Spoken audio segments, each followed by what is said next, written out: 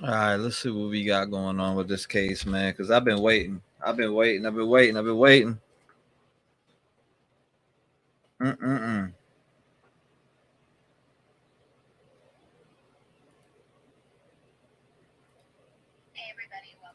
Oops. I've been waiting. Let's get it. I've been waiting for this. Little baby Quentin, man. This shit is so sad.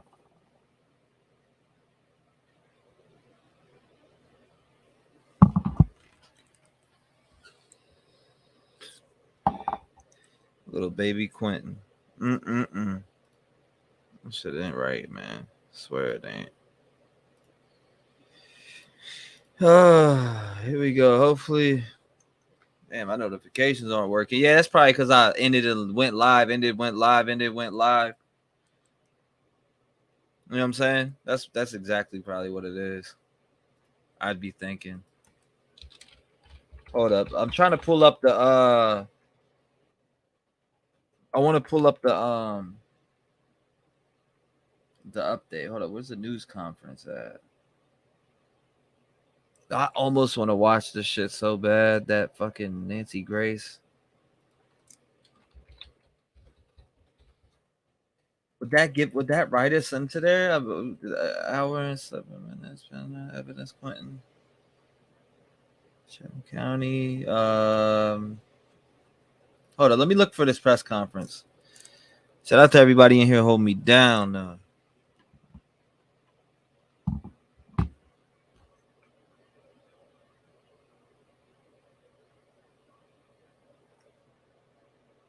From 1 a.m.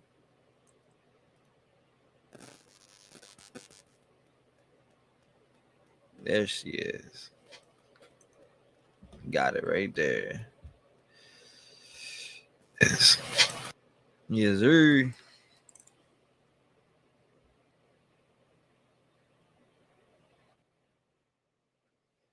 Had to turn that shit down. Just wondered. Oh yeah. What's good with it? Hit that like button. Make sure you sub up. Let's get it. Let's get into this. I want to see what's going on. What it say? Slow mode is off. Chat away. That's funny as hell.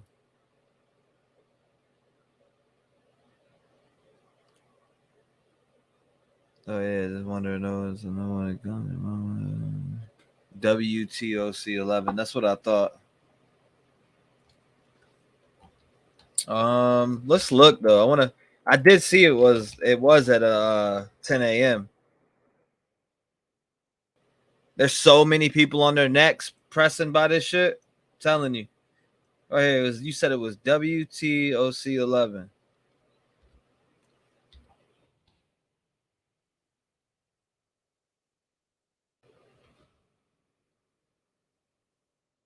WTOC 11. I went to this last time. Click on it. We're gonna go in. FBI holding news conference at 11 a.m. to give update on the case. 50 minutes ago.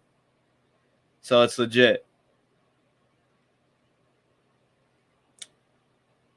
5-year-old shot in Wisconsin. Police looking for person in interest. Oh no. What the fuck? Oh my god, man. It's every time you turn on the news or turn on social media, like you see these crazy cases. Like literally right here. Let me show you guys what I'm looking at right now. Um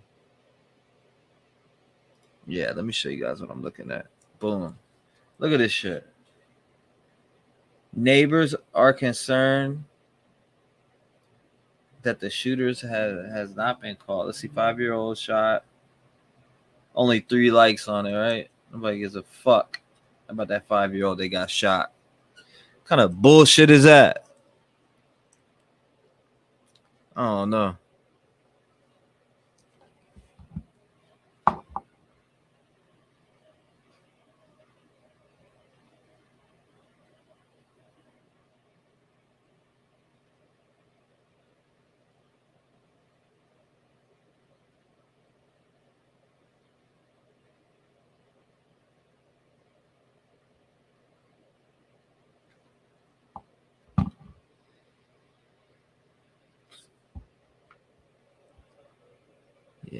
Brian, much love. Good morning. Appreciate you. Yeah, it's gonna be live. So right here, it says update right here. Boom. 51 minutes ago. It's at 11 a.m. I'm guessing Eastern time. So that's in about 50 minutes. So we're good. We're definitely covering that shit. So sad, evil amongst us. Tell me, you already know what's up. That shit is fucking crazy. All right, let's see what we got here. Let me close out Facebook right here. Close out email. Let's see what everybody's saying in chat. Thank you, Ganja Mama in the building. Panthera's back. I'll check your short out too. Sad world we live in. Tell me about it. That shit's crazy.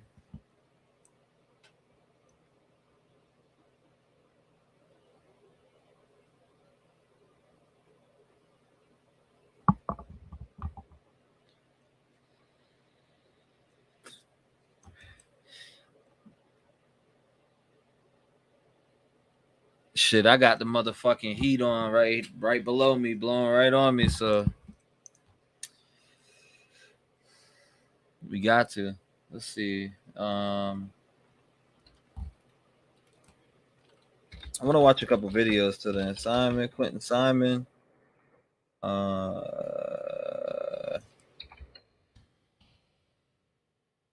has he dropped recently on this?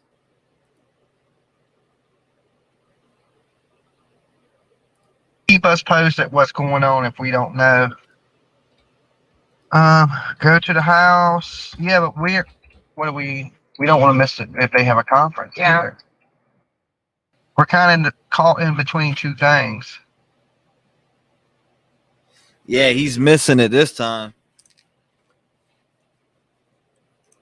Okay, so we know we got time. So let's shoot to the house to see if that truck returned. Dude, that's okay. Thanks for watching. I'd be sitting at the house. We got your back, Dolly Vision.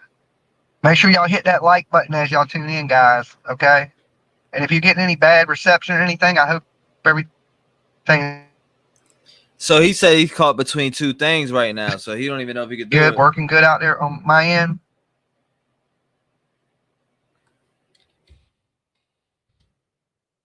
But we're going to shoot back by, and we're going to keep kind of bouncing right now.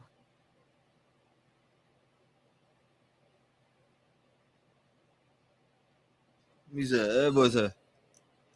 Just Joey. Thank you, guys. Thank you. Oh, there's Freckles. Freckles, a member over there. Okay. I'm just ready to see this girl. Then we're going to celebrate. Go take. I can't hear him. He's breaking some shots, up. And then I'm going to jump on an airplane. Right?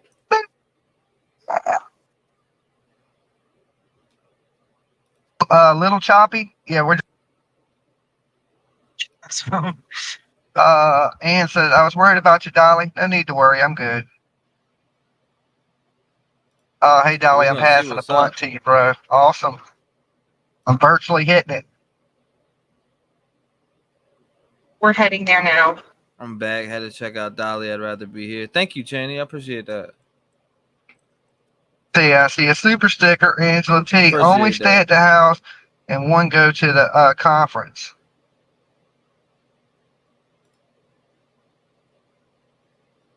Here's the issue. This is crazy. Let's see. When Karen gets there, maybe that'll be possible. But these people are a little violent at this house, and I just.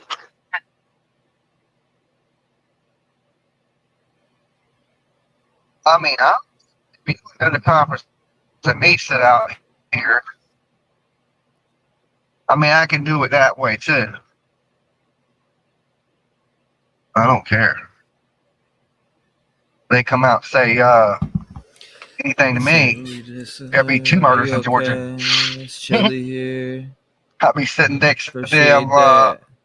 Your chat. Your chat peeps Leilani. rock. I'm Thank like, you. I girl, pass appreciate that that. tray. Is that the freckles that's over here too? I swear to God, it's the freckles, the same freckles. But the camo is at the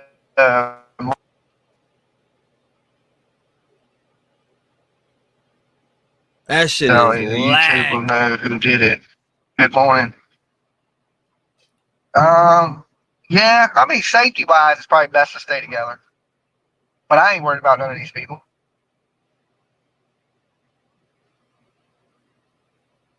I'm sure they crazy, What? but I'm just crazy, not crazier.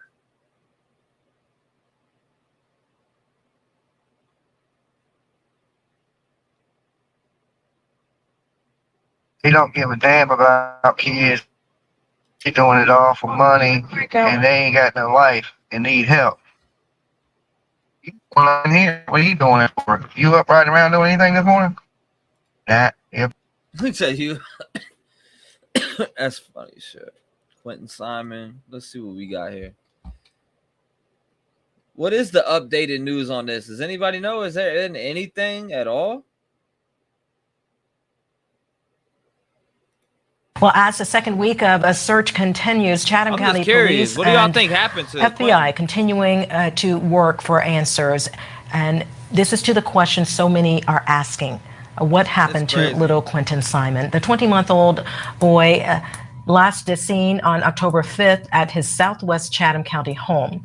Well, we told you last week investigators have evidence that they say leads them to Quentin's, to believe that Quentin is dead. So we want to check in right now with our lead investigative reporter, Brett Buffington. He is live right now at the Chatham County Police Headquarters with a perspective for us tonight on this case from one of the country's most sought after legal analysts. Brett? Adita, this is day 12 of the search for Quentin. This little boy's name, this little boy's disappearance is a conversation that's happening across this country. This is the last update we got about the search for Quentin. It's from Friday afternoon. The large group of police investigators and federal agents worked over the weekend, but not out searching for the toddler's body.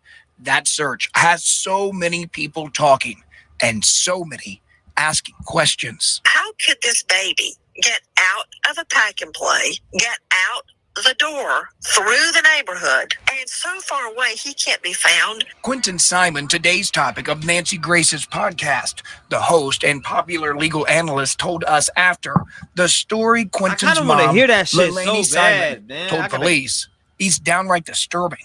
The biological mom cast blame on the bio dad, who was not part of this child's life, who lived a fair distance away and apparently has an alibi. Now, that's according to reports. Maybe we've all got it wrong. But I tell you one thing. If my child disappeared on my watch, I would be going door to door myself. I would have to call the cops. We know police have collected evidence in the case, but Chief Jeff Hadley says what that is isn't something he's ready to talk about. The evidence Nancy Grace says police should get. Everybody that was in and out of that house during the time surrounding this baby's disappearance, I would have them down at police HQ, get them to agree to a polygraph, and start pinging their phones to find out every single place they've been. They already did that. Come on, Nancy.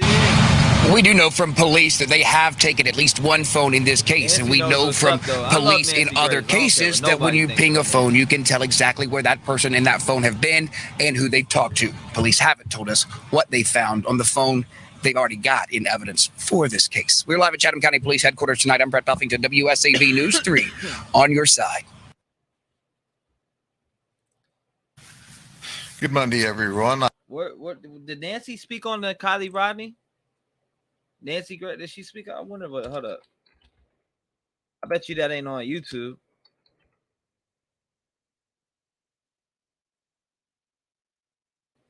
Nancy Grace.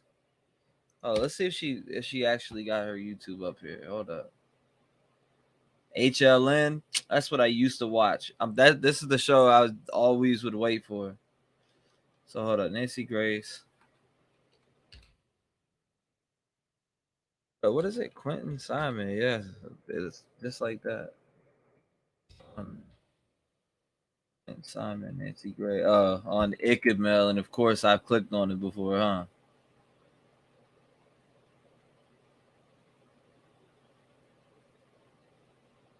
Quentin Simon updates and Nancy Gray's thoughts. I gotta check this out here.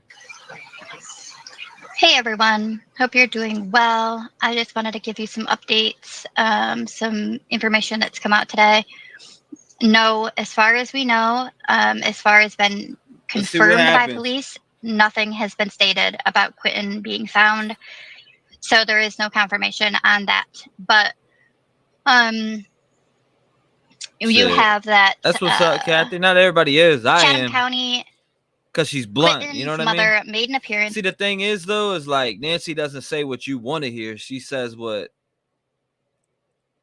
she speaks the truth to me. You know what I mean? She doesn't tell you what you want to hear.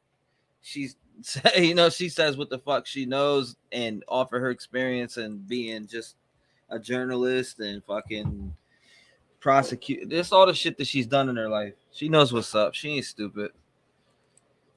In court Monday, but not about Quinton's disappearance. Instead, the court hearing was about concerns for the safety of her other two children. It's been almost 2 weeks since 20-month-old Quinton disappeared from his Chatham Chatham County home. Since then, police have said that they believe Quinton to be dead, though they haven't recovered his body. Police say Quinton's mother, Leilani, is the only suspect in Quinton's disappearance and presumed death. Monday, she was in Chatham County Juvenile Court for a preliminary hearing about the custody of Quinton's two siblings. It was the first public appearance of Leilani since Quinton went missing. She arrived wearing a mask and a dress and was sitting just feet away from her mother, Billy Howell, though their lawyers were sitting between them. Billy had custody of Quinton before his disappearance. Thank you, Julie. I don't know about this part. And still has custody of Leilani's oldest child, who is around 3 years old. Why? I don't know that that part is exactly true because we have looked at the court documents that they took the kids. Says that they were taken away and they are in like CPS or DCF or whatever you call it. But right, DCF is, I mean, CPS is what we call it here. But Leilani and Billy both left the courthouse as quickly as they could after the hearing. And there was a large law enforcement presence inside and outside of the courthouse. Leilani, and then this says Leilani made her first public appearance since Quinton went missing today. She was at Chatham County Juvenile Court for a hearing regarding the custody of her other two children. Leilani is the only suspect. Yeah, that was yesterday, presumed right? death. Details tonight. We appreciate which, it. Is there a press press conference at 11. The father. All right, so 11 Eastern, 10 Central, and then 8 Pacific time. So that's the time. That's the time of the press conference today. So the press conference that we have for Quentin Simon today is that, like I said, we got one at said, well, not one, but the only one today that I know of is 11 a.m. Eastern, 10 a.m. Central, and 8 a.m. Pacific time. I got that down pat. Of Leilani's other children were at the hearing over video chat, as well as other family members. I'll show you. The grandfather of one of Leilani's other children. Before we watch this video, I'll show you right here. Look, boom. Take it down right here. They said right here, update. The Chatham County Police Department and FBI will be holding a news conference at 11 a.m. to give an update on the Quentin Simon case. So we'll watch it from here. It should be live on this channel like it was last time. So we'll definitely be watching it from here. We'll catch up on some videos. Is there any videos I should watch 4 hours that I don't know about at Monday's hearing? Custody hearing. He said it was important to be there to support his grandchild. He also said the safety of his grandchild moving forward is at the top of his mind, as his grandchild's mother is the only suspect in the death of one of her other children. Judge Thomas Cole presided over the hearings.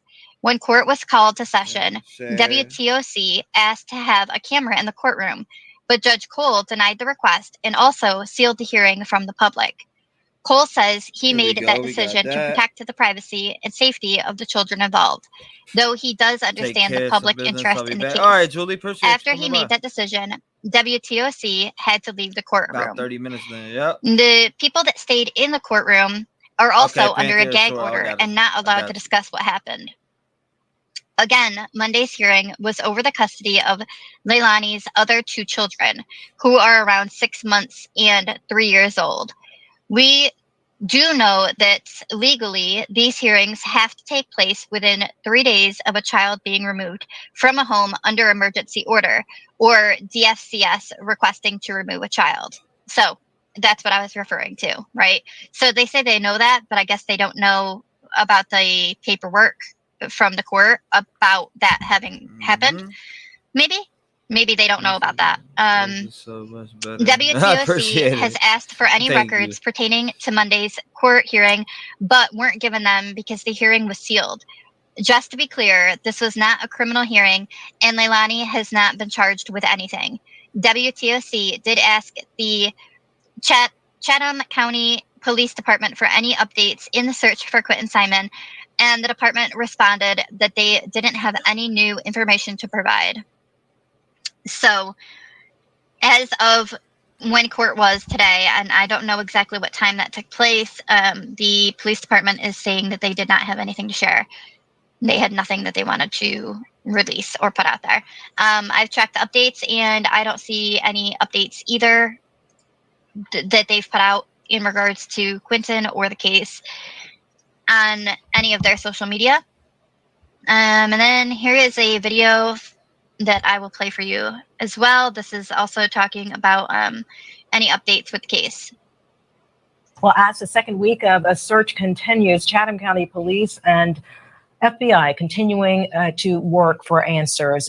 And this is to the question so many are asking. What happened to little Quentin Simon? The 20-month-old boy last seen on October 5th at his Southwest Chatham County home. Well, we told you last week, investigators have evidence that they say leads them to Quentin's, to believe that Quentin is dead. So we want to check in right now with our lead investigative reporter, Brett Buffington. He is live right now at the Chatham County Police Headquarters with a perspective for us tonight on this case from one of the country's most sought after legal analysts. Brett? Tina, this is day 12 of the search for Quentin. This little boy's name, this little boy's disappearance is a conversation that's happening across this country. Yeah, damn right it is. This is the last update we got about the search for Quentin. It's from Friday afternoon. The large group of police investigators and federal agents worked over the weekend, but not out searching for the toddler's body. That search has so many people talking and so many asking questions. How could this baby get out of a pack and play, get out the door, through the neighborhood, and so far away he can't be found? Quentin Simon, today's topic of Nancy Grace's podcast. The host and popular legal analyst told us after the story Quentin's mom, Leilani Simon, told police. He's downright I'm disturbing. looking at it right after this. The biological mom cast blame on the bio dad, who was not part of this child's life. Damn. Who lived a fair distance away and apparently has an alibi. Now, that's according to reports. Maybe we've all got it wrong. But I tell you one thing. If my child disappeared on my watch, I would be going door to door myself. I wouldn't have to call the cops. We know police have collected evidence in the case, but Chief Jeff Hatley says what that isn't something he's ready to talk about. The evidence Nancy Grace says police should get. Everybody that was in and out of that house during the time surrounding this baby's disappearance, I would have them down at police HQ, get them to agree to a polygraph, and start pinging their phones to find out every single place they've been. We do know from police that they have taken at least one phone in this case, and we know from police in other cases that when you ping a phone, you can tell exactly where that person and that phone have been and who they've talked to. Police haven't told us what they found on the phone they've already got in evidence for this case. We're live at Chatham County Police Headquarters tonight. I'm Brett Buffington, WSAV News 3, on your side. Okay, and then I'm going to take you to a little bit more of Nancy Grace, right? So it's a portion of her podcast or her show that she does, right? So it's a portion of it. And Brett Buffington, everybody joining me, WS. On your side. Where is that at? Hold on, let me see where that's okay. at. And then I'm gonna take you to a little bit more of Nancy Grace, right? So it's what channel is that? Hold up, Nancy Grace. No, hold up. I'm sorry, but I'm a fan of Nancy Grace. Always have been. What up?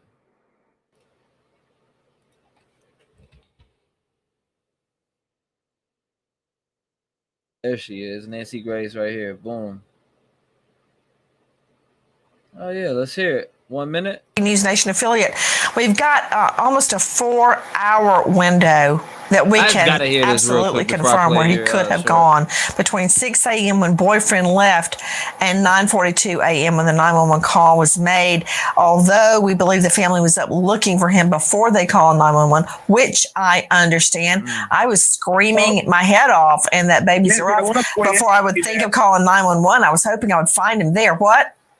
I wanted to bring up that the babysitter who lives literally 3 houses down, just on the other side of the street on the corner, she came over and asked, do you want help looking for this little boy, before the cops were called, and they told her no. That's what she said. So they wanted to find the baby on their own before police were called. So that sounds like at least a good hour. So then let's back it up, 6 a.m. to 8:42 a.m.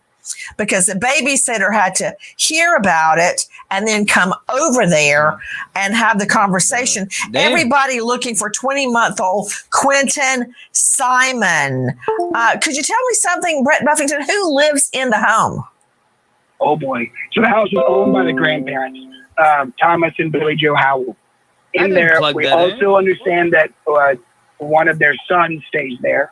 Lelaine Simon, Quentin's mom, her boyfriend, and Lelaine has 3 kids. We know grandma has custody of 2 of those. So, yeah, it's full house.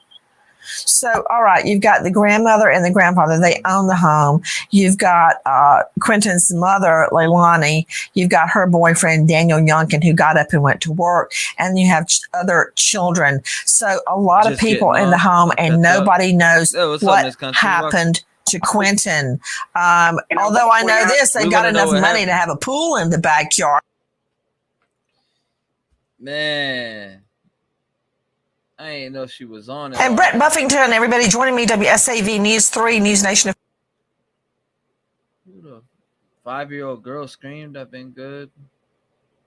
Damn. So we can't go listen to that. All right, bet. Affiliate. We've got almost a 4-hour. All right, Nancy. We're friends and stuff, but yeah. All right, what was it now? Who's paid? Hold up. Whose channel? What? All right, hold on. Let me get to it. It was. Let me scroll back up here so I can get to it. Shout out to everybody in the chat. Make sure you smash that like. Let's get this up for Baby Q. I've been up for like 24 guaranteed. I ain't slept yet. All right, where's it at? It was pants. There she is. Go to channel. And then in this one. Better bump it up. Better bump it up. Wow. Better bump it up. Better bump it up. Better bump it up. Better bump it up with the drugs. Better with the big love, with the gun, and we'll bang on. Better bump it up. Better bump it up. Better. Hold on, seriously, what did you do? What's that from? What's that hairline from? Sorry, saying no disrespect to you, Trev, but you read my mind. Oh, okay. Lulu read my mind. Thank you for the sending those videos too, by the way, at Jalissa's memorial, by the way. I appreciate that. How about the fucking woman killing? Yep, seen it, Kathy. I seen that. I just seen it right here. Or not the woman, but what was it right here? There's also this right here. 5-year-old shot in Wisconsin. Police looking for a person of interest. That's crazy. That's mad wild.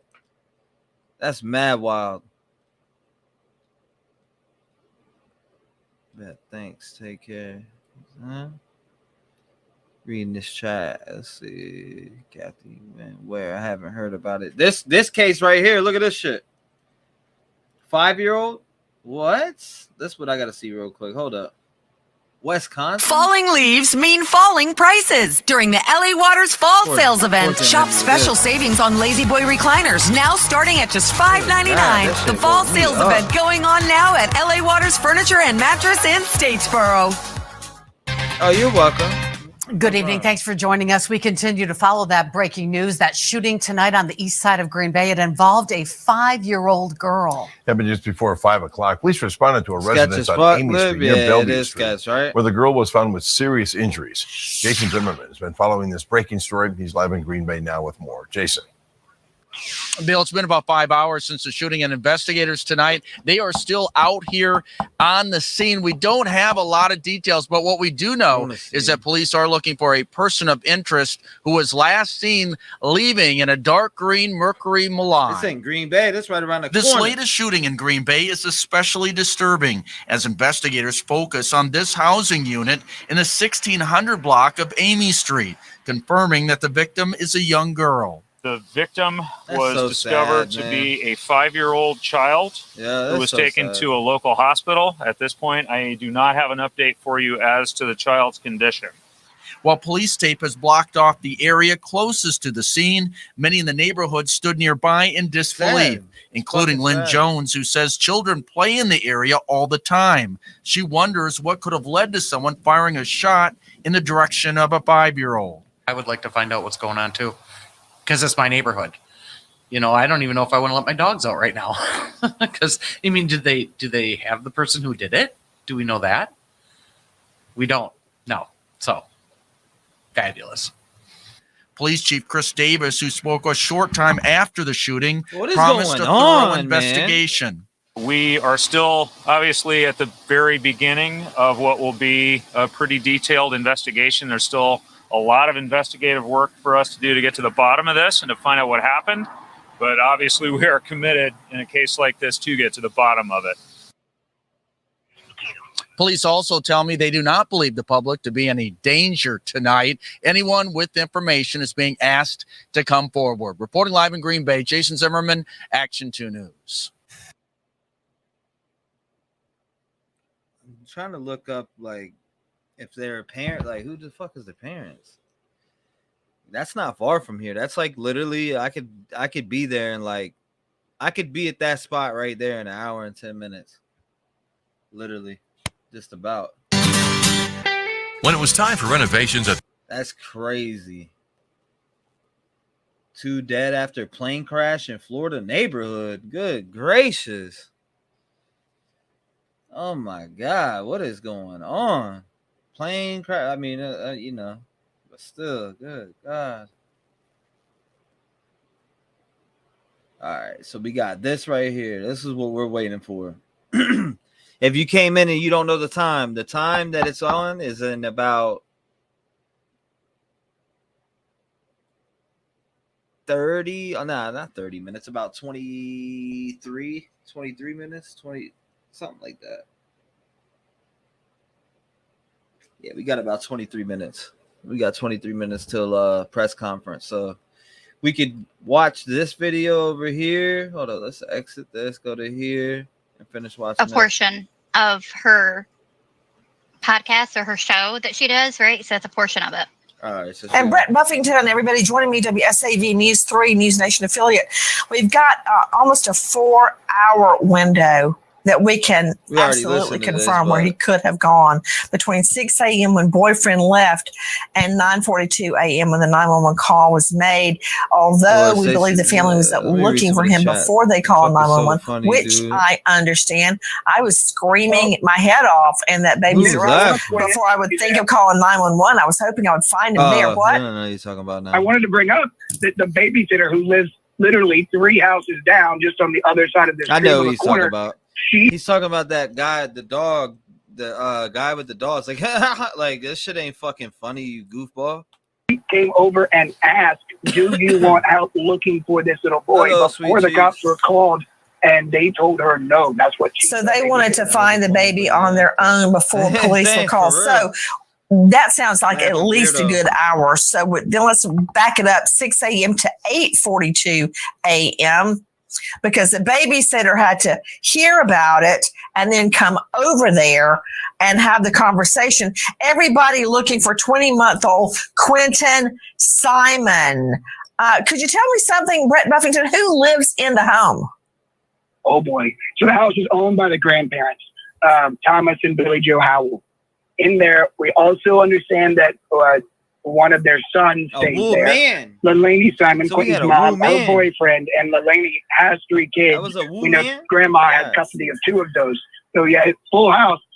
So, all right, you've got the grandmother and the grandfather. They own the home. You've got Quentin's mother, Leilani. You've got her boyfriend, Daniel Youngkin, who got up and went to work. And you have other children. So a lot of people in the home, and nobody knows what happened to Quentin. Although I know this, they've got enough money to have a pool in the backyard. And I don't know if you guys caught that, but he did go over who lives in that home, and it hasn't been stated by anybody since day one when it was Billy Joe herself stated who was in the home, and she said that it was called, she said uncle stays in the home, so that would be Quentin's uncle, Leilani's brother. Also, that would be Billy Joe's son, stays in the home as well. But since then, nothing's been said of him. So I'm curious what he knows, or what he remembers. Did he hear anything? Did anything wake him up? Do I think he has a hand in this? Probably not. I probably don't think so, right? But it is interesting that nobody wants to just say all of the people that were in the home. They just keep saying that, it was just her and the boyfriend, and that was it. Unless he was gone, maybe at a girlfriend's home or staying at a friend's house or something that night. So he wasn't actually in the home that night. I don't know, kind of interesting. But so outside of that, also the son has a whole write-up, but we know all of it. But I just want to touch on, it says that what do y'all think about Quentin's this? grandmother, Billy Joe, appeared to have shared a post over the weekend before deleting her Facebook profile. Quote, "We are welcoming prayer and goodness in our yard that shows hope for Quentin. We love him and are completely devastated. The gifts for him give us hope in humanity." And her Facebook is still locked. She still has it shut down. But also, I'll show you guys, take you to it just to have you guys be able to see it. There we go. Posted that up. Let me bring you over. This just happened this evening because it was up earlier when I checked it, and then it was not anymore. So this is TikTok. It's over here. Billy Joe has taken her TikTok down. Why? Why are you taking the TikTok down? So both now her Facebook and her TikTok are gone. So why? You getting ate up with messages? I don't know if she was getting a lot of hateful messages and just decided she didn't want to see it anymore, or what exactly. But that's exactly what it is. Yeah, so her Facebook bitch couldn't take the heat or what? TikTok both down. And there isn't anything from the babysitter. Right. I have continued to check for you guys. Actually, I'm making things up. There is something that just got put up by the babysitter. We can go over to it really quickly. So let me take you to it right now because it actually wasn't there a moment ago. So let me add you to it. This is babysitter's TikTok. If there's music, I'll have to mute it. Probably looks like it could be music. Pero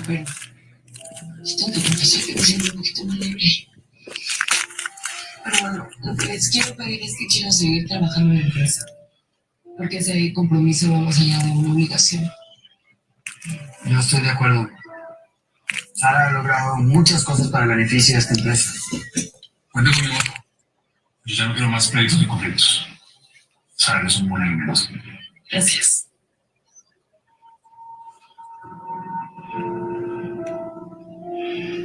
Let me share this. I gotta share this. Qué bonita escena. Let me share this. Una armonía en esta empresa, qué belleza. Pero solo dejen que les compartan la mejor parte de esta historia. Sara, ¿ya les dijiste quién es tu verdadero padre? Adelante. El que engendró a esta mentirosa es Dante a la That sounded like just a video, like a TV show. But I don't know. So if anybody speaks Spanish and knows what that said, you could tell me if that was just a TV playing in the background. And it was nothing more than she just happened to catch the TV playing in the background, or was that actually saying something that we should know? Was that some type of prayer of some sort that was happening? And if so, what did it say? Right? I could. All right, so we watched that one. That's 7 days ago. Let's see what's new. We got what? 15 minutes.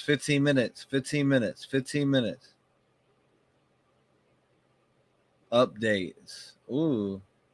It's got to be that dude. I'd rather watch that. This girl hasn't caught one charge yet.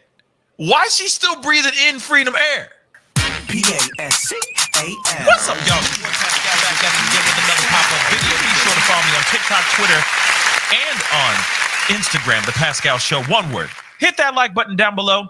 Sympathy for and let's not forget to crush that subscribe shit. button if this is your first time checking out this channel right here.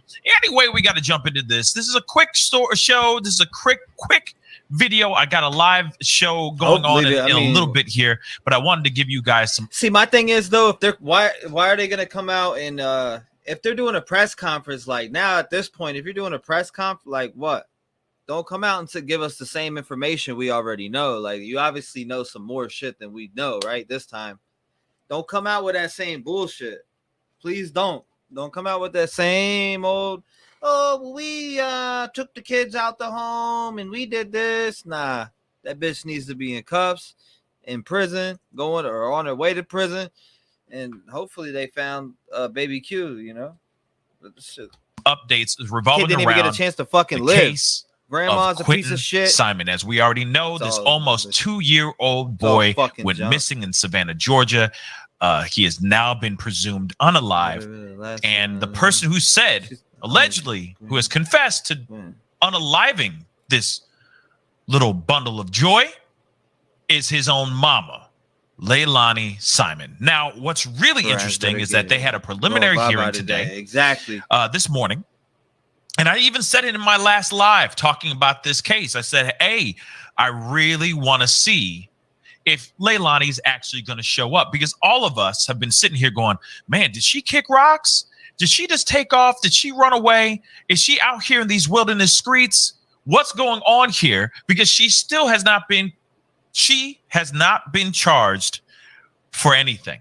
She has not caught a case. She has not been detained. She has not been thrown in jail. Not a damn thing, guys. She hasn't caught anything. She's still breathing in, as I said earlier, this freedom air. Why is she still breathing in this freedom air? Well, she shows up to this preliminary hearing, which was a big surprise to me. I think for a lot of people, she showed up, and we're going to be looking at that footage in just a second. 100%. But one of the other things I find very interesting is that they still have not found, at least according to this moment right now, me recording this video right now as we speak, they still have not found 21 votes. Quentin Get your Simon. vote in. You think they found baby Still, Q? to this day, votes, 76%. at this very moment, they have not come out with a video, not come out with any posts or anything like that saying we have found his remains. Because let's be real, they haven't even started looking for him in the landfill that they say he's allegedly in. They so far have just said he is presumed unalive. Hold up. Today's the 22nd. Or no, the 22nd. Listen to me. Today's the 18th. It's Tuesday. They said they were searching the landfills. Listen, remember, they said the rumor was they were searching the landfill on Tuesday, which would be today, next Tuesday, they said last time. I know y'all remember that, right? You remember me mentioning that? I remember hearing that. And look what today is. He is presumed that he has passed on. Just saying. His soul has left this earth. Just saying. And yet they still do not have a body to show the proof. Anyway, I wanted to show you guys this video because, like I said, I'm surprised she even showed up, to be completely straight funky with y'all. Fam, I'm surprised. I'm very surprised she showed up. I figured it would be Billy Joe, maybe the grandfather, or, you know, her, Billy Joe's husband. I didn't expect to see Leilani showing up. Lord, let's keep it straight funky. Yep, that's what I'm saying. But let's take a look at this video. Yeah, Again, this is weird, but this is in a tweet. Leilani made her first public appearance since Quinton went missing today. She showed up this morning. You know, I'd be pissed if they go live and like, yeah, we're searching hard in that landfill today. Like, if that's what they're going to announce, I'd be like, what? And the funny thing is, I was sitting back waiting, patiently waiting to see if they were going to show her, any signs of her or anybody else, because I wanted to see if she was actually going to kick rocks. But apparently she's sticking around, which is still a huge surprise to me. Okay? And actually a good thing at the same time. It is a surprise, but it's a good surprise because here it is. If she doesn't run off, we don't have a Brian Laundrie situation on our hands. They can literally go get her and incarcerate her, throw her in jail, you know, arrest her and give her the charges that she rightfully deserves. Because those charges are coming. Trust and where you see that at? Where you see that at? I need that. I need that ASAP. Hold up.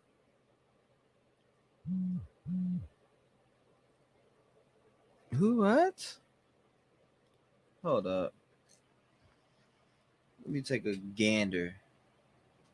All right, so we're bracing up for this right now. Let's go to here.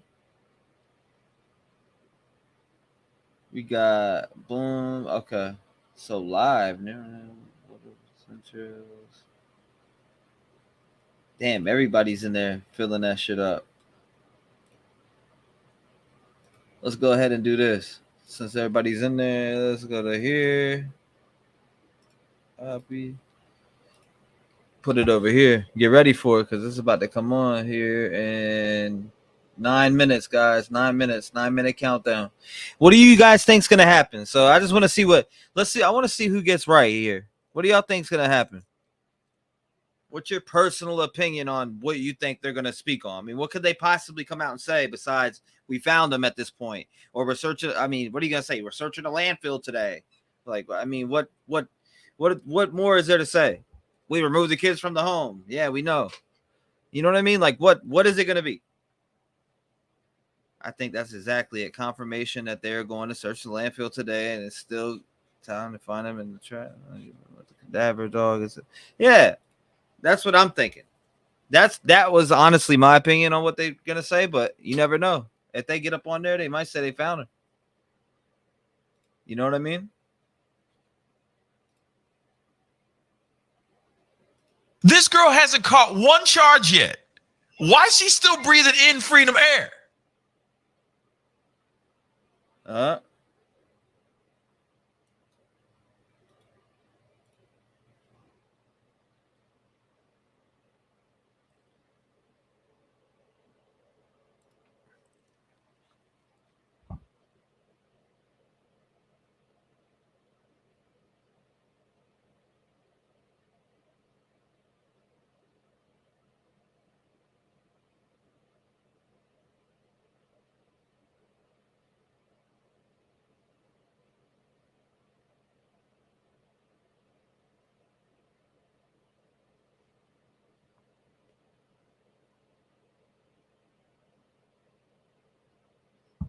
Here we go.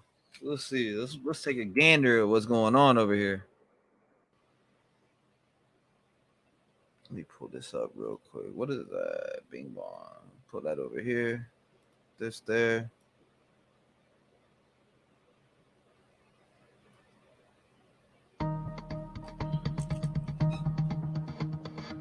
Yeah, I'll give him some music for him, you know? Hopefully we get that. Hopefully we get the answers we want, right? Hopefully Baby Q gets those answers today, man.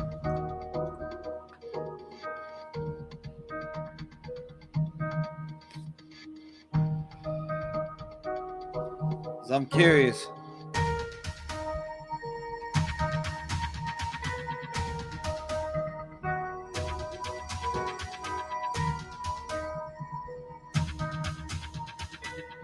Wow.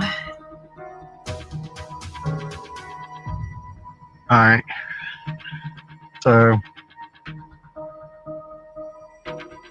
media says she's not in custody yet. The press conference is just the one media outlet in there, and they're going to air it. So you guys be ready to share that when it's time. We just now it's just waiting her out to go to jail. She has to come out of this house. She was here earlier. From my belief, I believe I seen her. I can't be 100% positive, but it looked like her in the vehicle. So that vehicle is back. I don't know if they're getting her out of here earlier in the morning and bringing her back at night, or what are they doing? But I believe they ran to the store before everything popped off. You know what I'm saying? Because everybody's been getting out here about a certain time, and I think they know that. You know, they watch. And that's why a lot of times at night I don't monitor where I'm live, because I don't want these people to know what we're watching and where we're at night. That's when all the researching begins. You know what I'm saying? Usually when we're out here, we're just sitting and waiting. When we leave here, that's when we start getting online, digging, going places, looking. Here we go.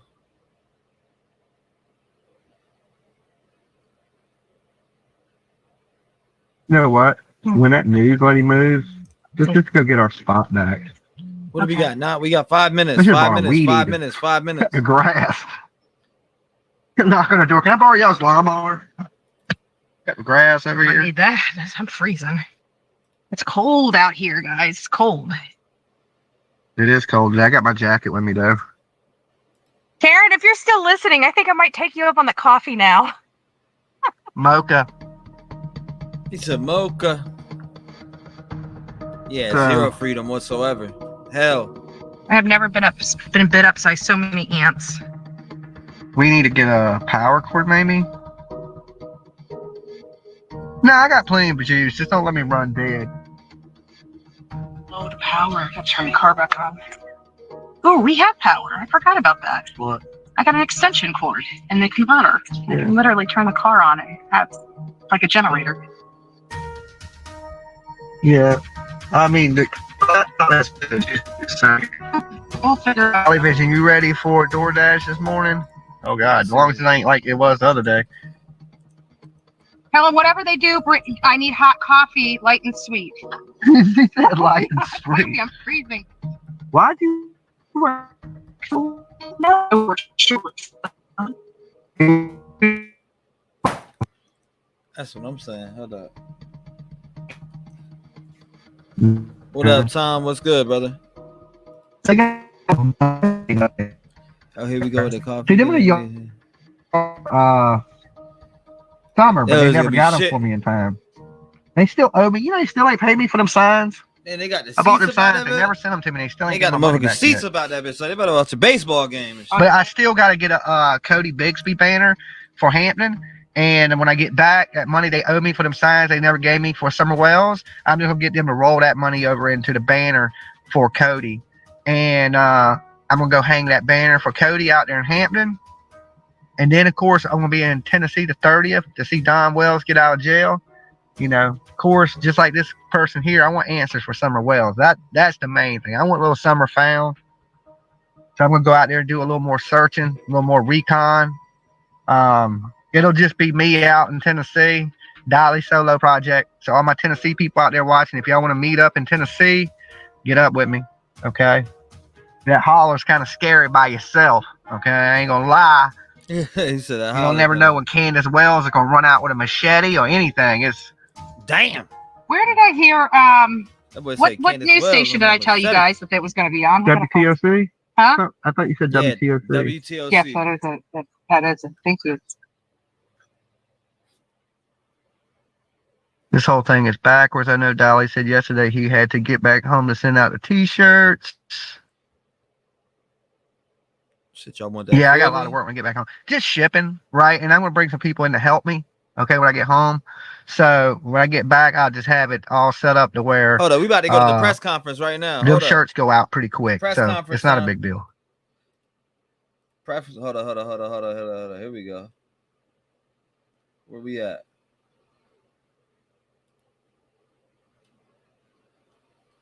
So it's gonna be live on their channel. All right, bet. I mean, that's in 1 minute though. So where's it at? Let's refresh. Boom. It should be up here. Yep, live now, right here. Yep, here we go.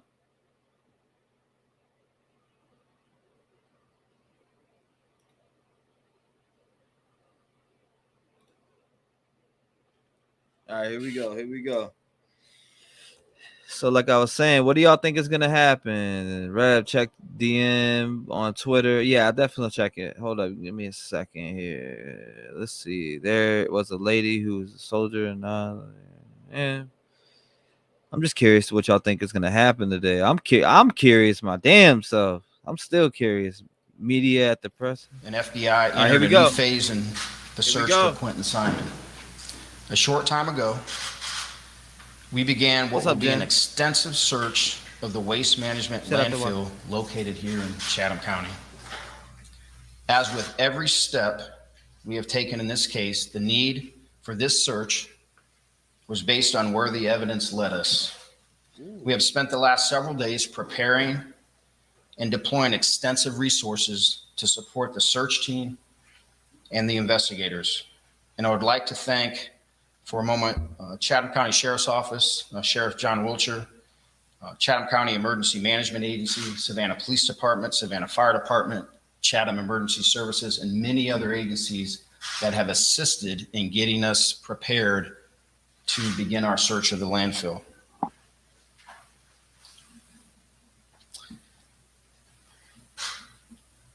We know that this is going to be a physically, mentally, and emotionally grueling task for our investigators and team.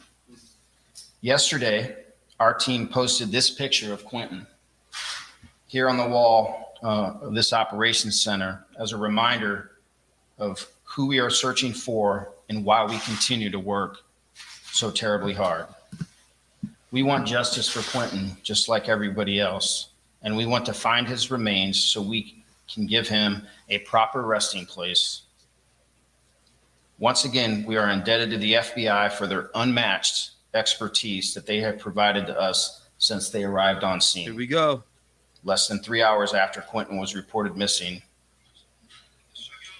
Now I'll turn it over to Senior Supervisory Resident Agent, Mr. Clark, who also has a few remarks.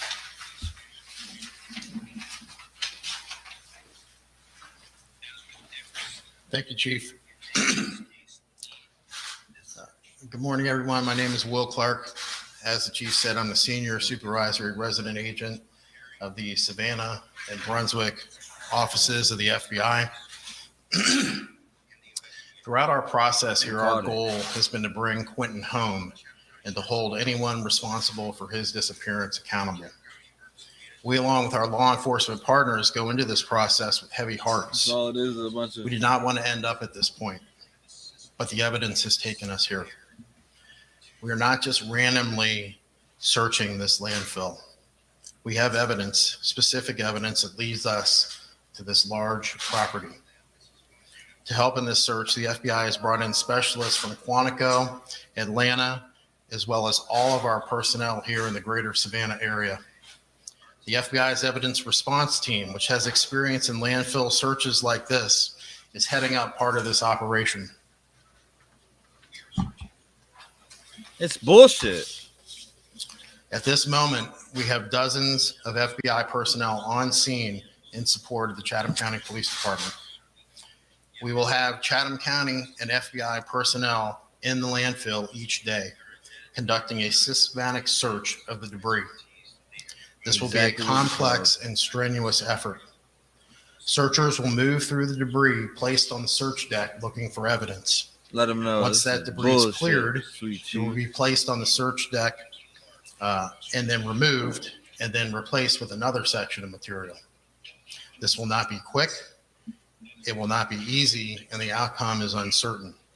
As the chief said, we want justice for Quentin, and we want to find him a proper resting place.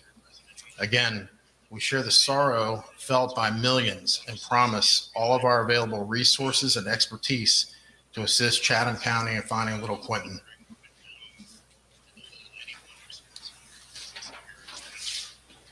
Thank you, Will. Now we'll take a few questions if you'd like. What makes you think that Quentin is in this landfill? The evidence has led us to this place at this date and time. Okay. Nothing I can tell you specifically. Blood in the trash can. Chief, what day did you think you would come to this landfill? Is this something you knew last Thursday, last Wednesday, last Tuesday, or yesterday, or this morning? Agent Clark's going to answer any questions about the landfill. He threw that shit on him. The evidence throughout the duration of this investigation, we've been following the evidence where it has taken us, and the evidence has taken us to this landfill. Man.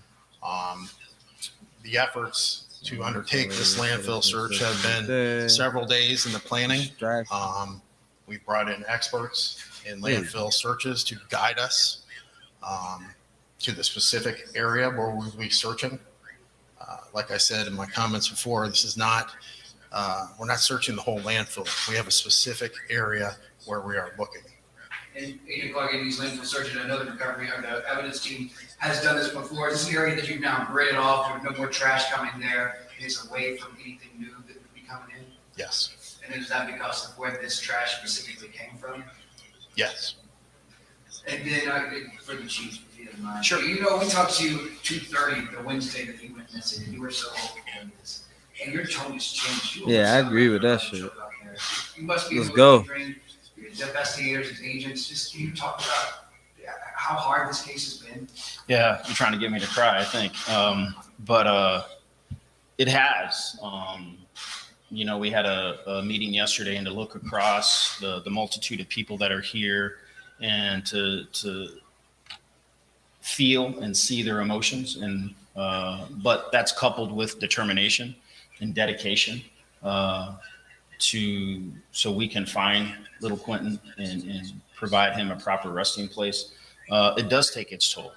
There's a lot of time, energy, and effort that goes into not only the investigation, but the logistics in terms of getting everything we need. They're waiting for the body to lock mom up. Provide the proper resources for the search teams and the investigators so we can reach a conclusion at some point. There's a large order of magnitude that has been brought to bear here for this. And I'll say it again, I can't thank the FBI enough for all that they have done. They have been tremendous and phenomenal. And you know, this is obviously is a criminal investigation now. It was a missing person. I mean, there's no way that it's not, right? No one's been charged? No one has been charged. Why has no one been charged? Because we're not ready to charge anyone yet. We still have work to do. We still have an investigation to do, and we are not going to do anything preemptively that would harm future prosecution, where I'm standing before you 6 months from now talking about a flawed investigation or talking about why we did this and why we didn't do that. I believe in our investigators. I believe in the expertise that we brought to bear here. We are tracking in the right direction, but we're only going to do that when we're ready to do that. Chief, is that because you're holding out to make this a capital punishment case? No. Chief, is this landfill the only place that y'all are going to be searching? Same shit.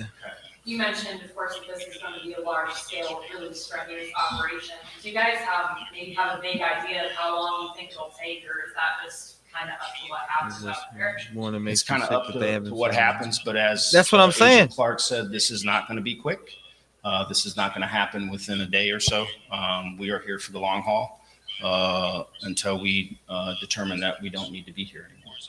Chief, let's back up a little bit in this investigation. One thing that never happened was there was never an Amber Alert sent out. There was never a Levi's call sent out. Why was that? It didn't meet the criteria of an Amber Alert at that time. Why so? I'd have to go back and look at the exact criteria, but we didn't have any specific information about an abduction. We didn't have a suspect for an abduction. We didn't have a vehicle description or anything like that.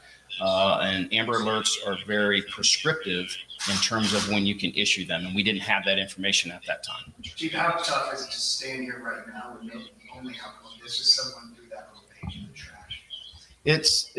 It's tough, but we understand that it's necessary. This is the work that we do.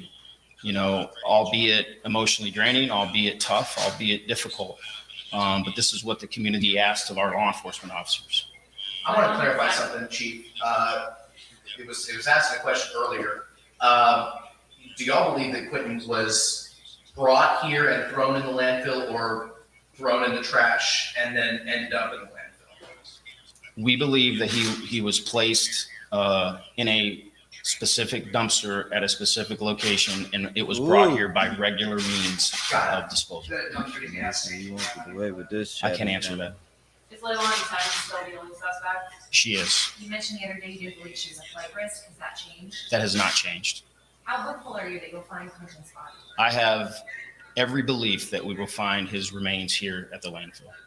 Do y'all know where Leilani is today? I don't mean right at this actual moment, but do y'all know where she is?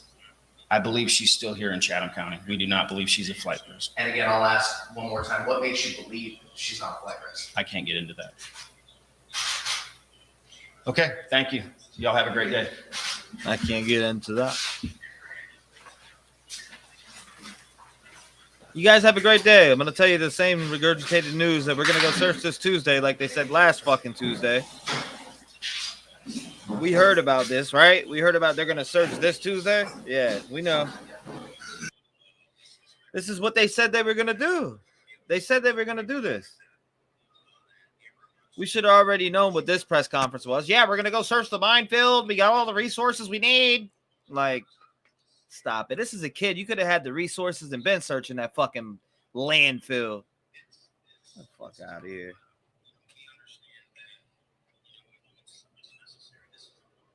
Shit is bullshit. Straight regurgitated bullshit.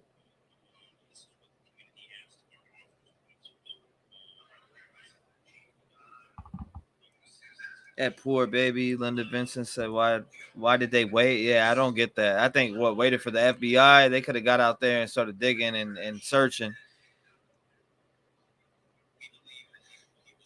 It might be the way that they do things and they know what area that dumps. I don't know. Who knows? Who fucking knows? But they're gonna tear that shit to pieces. They're gonna tear it to pieces.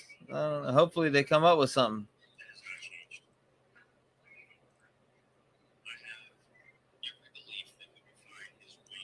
I think it's retarded. What do y'all think? I already knew what was going to happen. I knew that was going to happen. Yep. We had hope, but that hope was going fast as it came. We had hope, but that shit just straight up went the fuck out. Ain't no hope left. It's a wrap. Now we just got to wait for them to dig up a damn... That's crazy. The YouTube police can do better job. Damn right. Go out there with a damn shovel, let me dig. You give me permission? All right. I'll dig all day long. They said they were going to do this shit.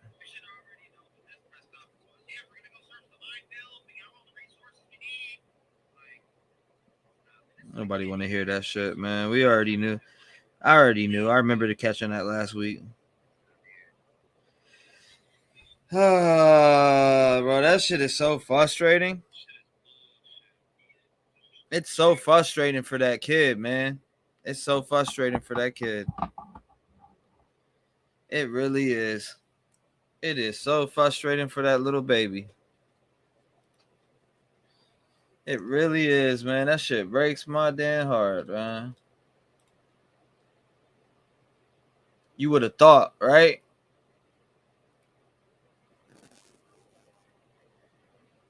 You would have thought.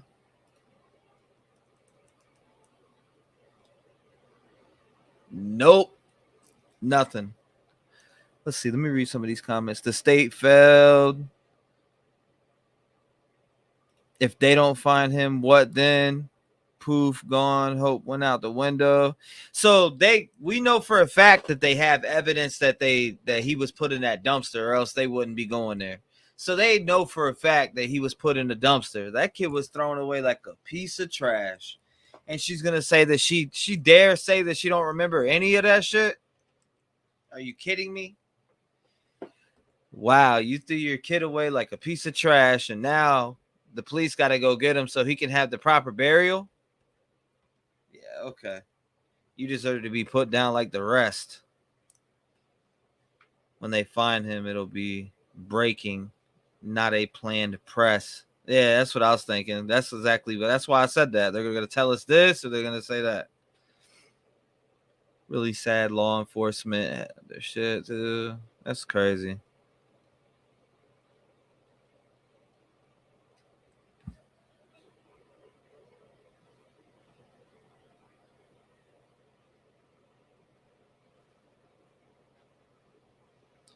Boots to ground.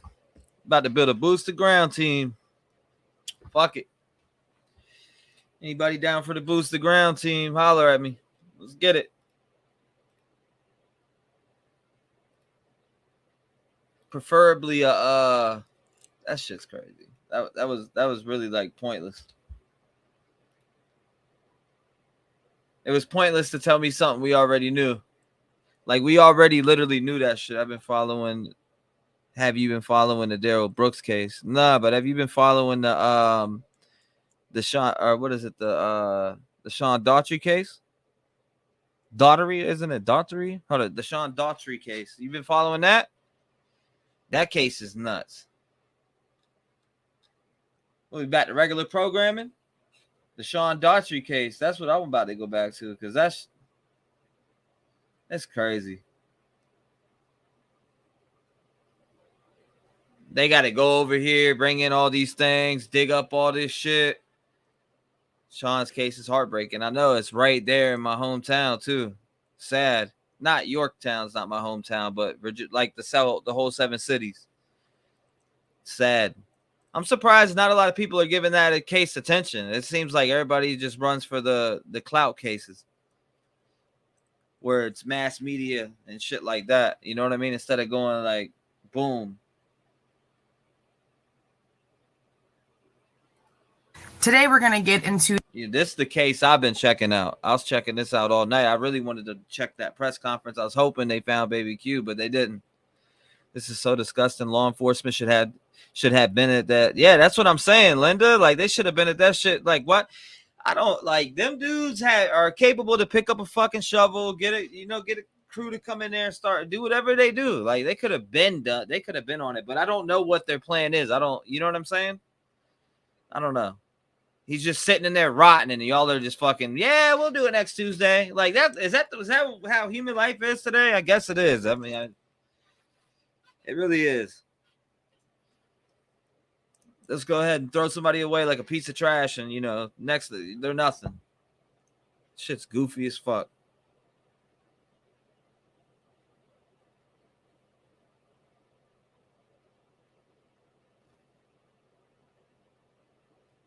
That shit is crazy. Super heartbreaking, man. It's heartbreaking. The sweetest people can't have babies. It hurts my heart. That's what Emily said that. Y'all would watch my story on Netflix. STG. Damn. Yes, this is terrible. Yeah, that's horrible. So there you go. There's the press conference of that. I mean, that's pretty much a wrap.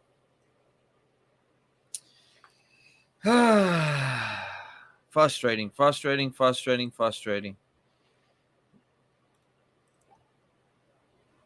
Super, super friggin' frustrating, man. If you don't want your baby, drop that sweet baby off at the fire department or hospital. No questions asked.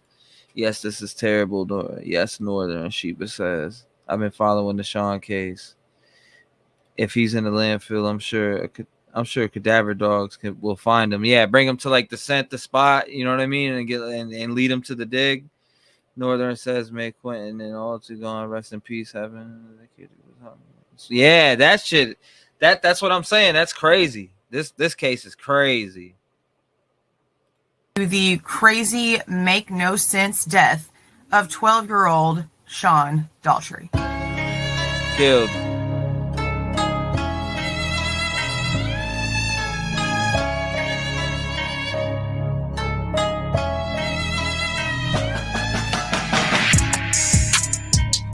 On April 14th, Sean's sister Maria got home around 4:50.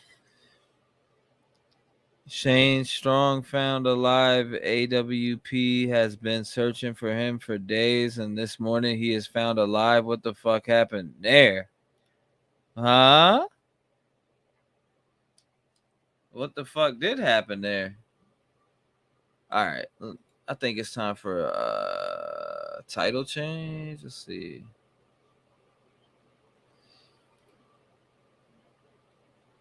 We already did that, so we might as well just sad. No answers. Zero fucking answers. Zero.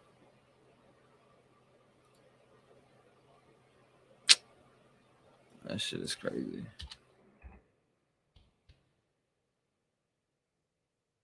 All right, here we go. Where's it at? Sean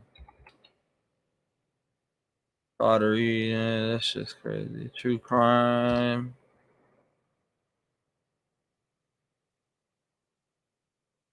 God, man. I don't know what's wrong with this world today, bro. I mean, it's always been this way, but now everything's social media press, so it just makes it even worse.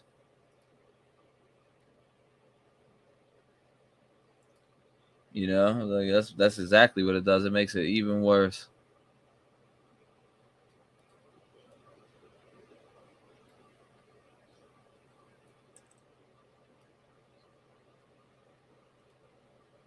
All right.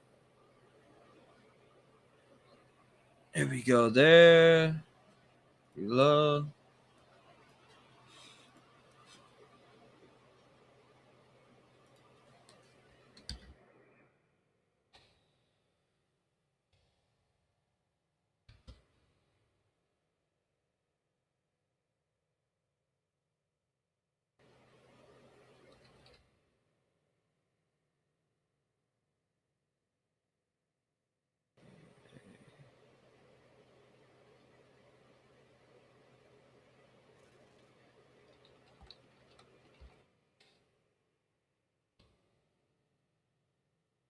Here we go.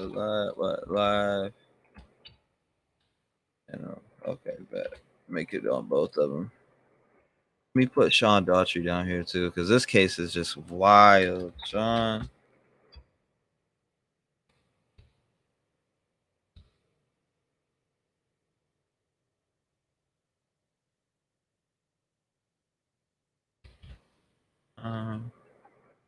Save. Bang. All right, we're in. So frustrating. So frustrating when you don't get no answers, man.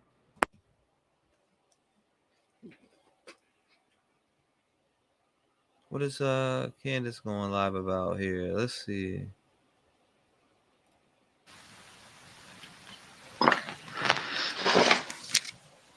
Smoke's favorite. Smoke's favorite. We got Smoke's favorite right here. She going live about Sean Daughtry. Has she ever? Let me see.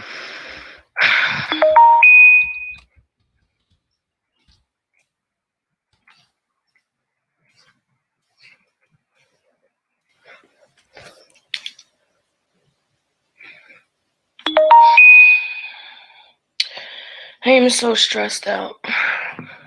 It has nothing to do with any of you. Hey. I was crying this morning. Because people are assholes. Who? People like to pick on people that's doing the right thing. Hold on. Of course. Of course I go live and the baby wakes up. He said to debunk people. Happy What? Day. Talk about you, Smoke. We need a papa. Been in touch with PI. Okay, Papa. Sassy, leave her alone. Come out. Sassy trying to wake her up. Yeah, I'm trying. I mean, shit, I'd like to speak to him. My hubby said don't even speak about it because they don't even exist. But it still hurts me. And like, people are literally attacking things that I have no control over. Like, damn, Smoke. I'm so mad. Why? Like, y'all grown ass men, and you're sitting here attacking a woman who is doing right by her children over an injury that I have no control over. Oh, never mind. It's an injury. I was like, what? And I just don't get it. Why attack the women that are doing the right thing? Why? False alarm. All right, let's see. What did I have up? I had that video up. Let's get back to a locked door, and to Sean not answering the phone or the door for her to come inside.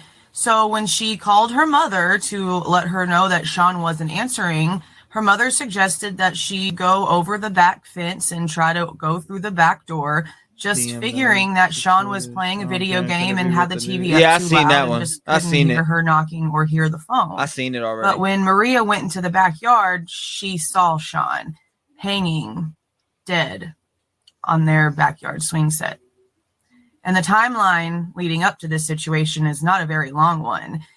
He arrived home from school shortly after 3 o'clock and was last spoken to by his mother at 3:30. So this is an hour and 20-minute window to where something crazy happened. Help me make sense of this, guys, because law enforcement's deeming this a suicide. And I'm really on the fence about it. What? Sean got home from school. So hold on, who was found in the vehicle in the water and who was? I seen somebody say something about somebody being found, but where? Like who? Yeah, I know. I turned it off fast. I was like, yeah, all right. We cool with that. All right, anyways, let's get to this. Hold up, what are you talking? Hold up, do I need to look that up? Let me find out. I need to look that up. See what they're talking about.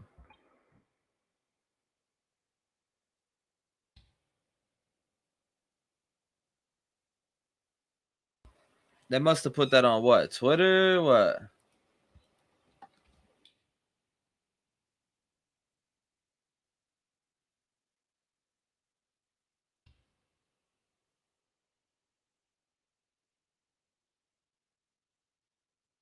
I followed him, man. What's going on? What?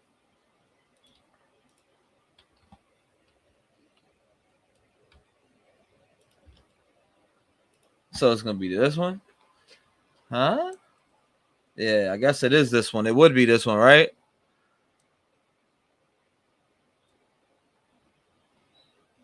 He ran away. Hold up. He ran away from his life, and they just want everyone to respect his family and their privacy right now. He wanted to go missing. Damn. YouTube this more. Oh, YouTube this morning? Oh, okay.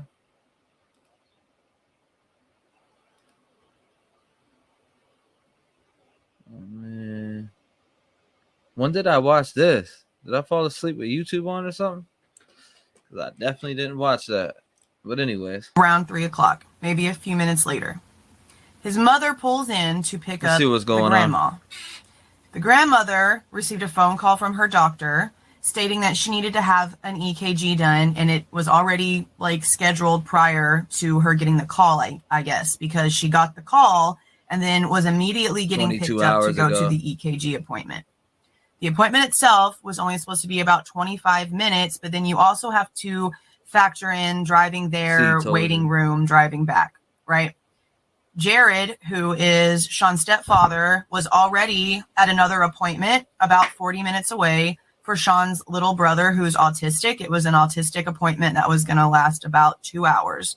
So this is important because Sean being home alone, much less home alone watching his 2-year-old brother for a little while, was last minute. So again, him being home alone, not a planned event.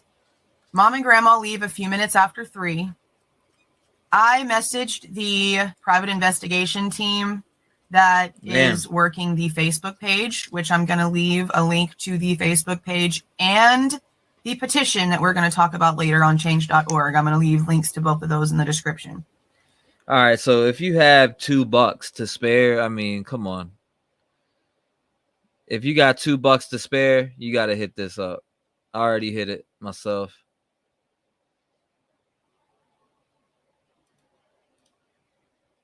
Hit this petition. I mean, hit this petition up. And, you know what I mean? Damn, why is the link so fucking big? Good God.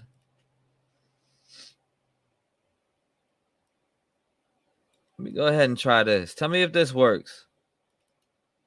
That link was huge as shit. Tell me if this... Damn, it did it again.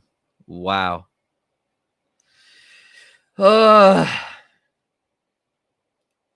spoke to him because I heard several times that Sean submitted his homework, so I wanted a timestamp. He told me she, I'm not sure, like a real private investigator does, they keep their identity like it's supposed to be because you're a private investigator. So I like the fact that this person is not giving a name of who they are or anything. It's just labeled generic. I actually appreciate that very much, and I am totally fine talking to this generic person who is in charge of this page, because I know that this page is handled by the family and by the private investigator that the family has told us that they hired. So that being said, I asked about homework, and I was told that the timestamp for the homework being submitted was at 3:09 p.m. In a podcast, the mother mentions Sean having a chore app. I asked the person on the page about this, and the trash can needing to be changed chore notification was set for 3:30. Now, what was found in the home, because this is the stuff that makes law enforcement's assumption of self-oofing make no sense to me. Well, this on top of like a few other things we're going to talk about. There was a peach in a bowl on the counter, like Sean was making himself something to snack on. You don't make yourself a snack if you're going to go self-oof. You're not worried about being hungry if you're about to self-oof. So there's that. There was 2 trash bags that had been taken out of the trash drawer, tied up on the floor, and Sean's Crocs, which I'm going to assume he was going to slip on to go take the trash outside, were on the floor upside down in front of the trash bags. Something else that was found were trash bags that did not belong to the family. They were residential trash bags, according to the PI, and they were blue tie string. The family always buys their trash bags from Costco, apparently, and they all have red tie strings. The mom even went through the house to like verify all the trash bags, and all the boxes of trash bags had red ties. So here we have these 2 foreign ripped up trash bags in their house, and they have no idea how they got there. Not just that, Maria's boyfriend's mother, I believe, was helping straighten up in the kitchen, and she's the one who noticed a palm print of a left hand on the high top part of the window pane leading out to the backyard, which you can see right here in this little kitchenette photo. Oh, shit. The fingerprints, the palm print was very noticeable, apparently, because there was like some sort of residue on it that was like magnifying it. And come to find out, LE never lifted it until it was brought to their attention by the family. And according to the family, they've been given like 2 different stories when it comes to this handprint. So when they were first talking to LE about it, LE told them that it was a good lift, a good print, but that it didn't match absolutely anything in any system. I'm going to assume that would mean they also tried to match it against Sean's handprint. At least I would hope so. Okay. They're not stating that it's Sean's, and they're stating there's no matches anywhere. Okay. So when the family questioned them about it again, then law enforcement told them it was no good, not good enough to work with. Well, which one was it? Now, mind you, he is babysitting his 2-year-old little brother. And it said that he was taking a nap on the couch whenever the mom and grandma left for this appointment.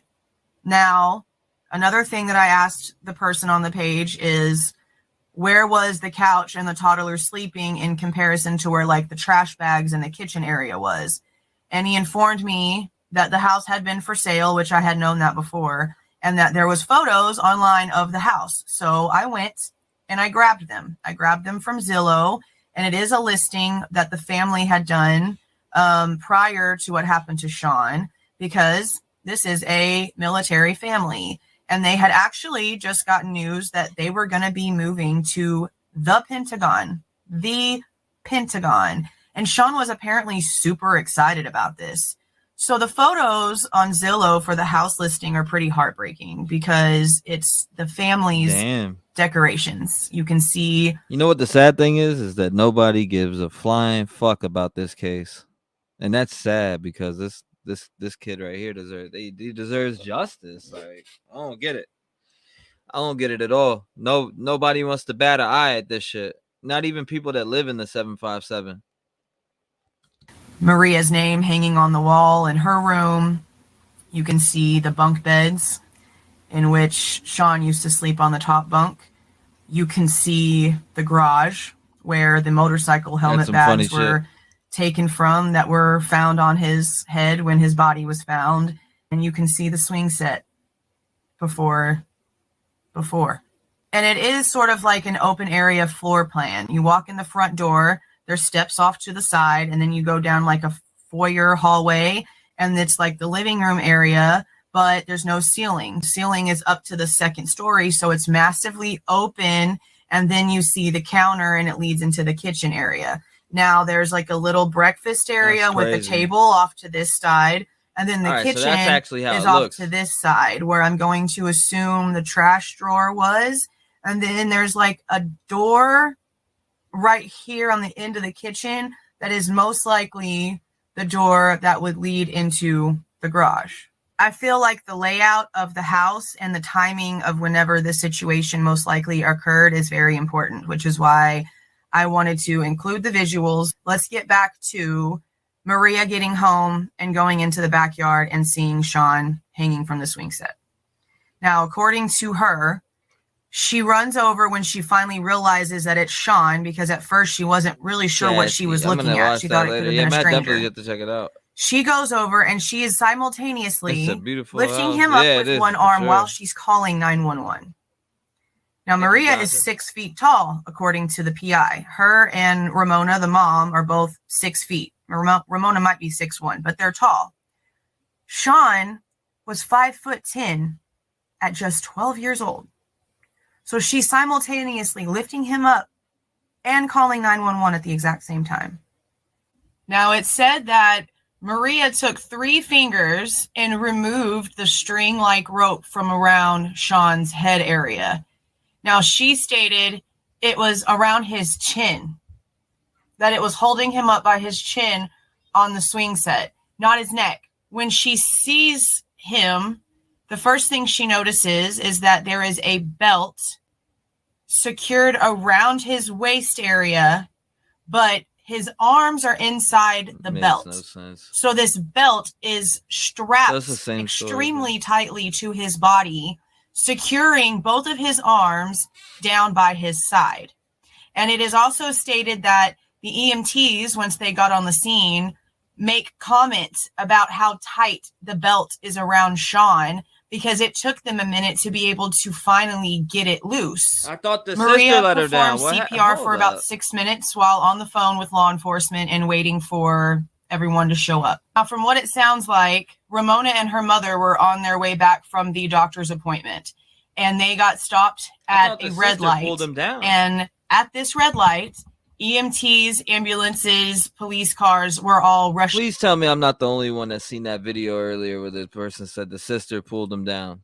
He did not kill himself, but they said the sister pulled him down. So I'm confused right now. Past them. I don't know if this is misinformation she knew or what. Then something was wrong. She drove up to her house with all of the people that had just passed her on the road parked in front of her yard. It actually isn't until sometime later when she is able to walk into the room where Sean's body is being held on the bed that she notices that he's wearing his stepfather's shirt.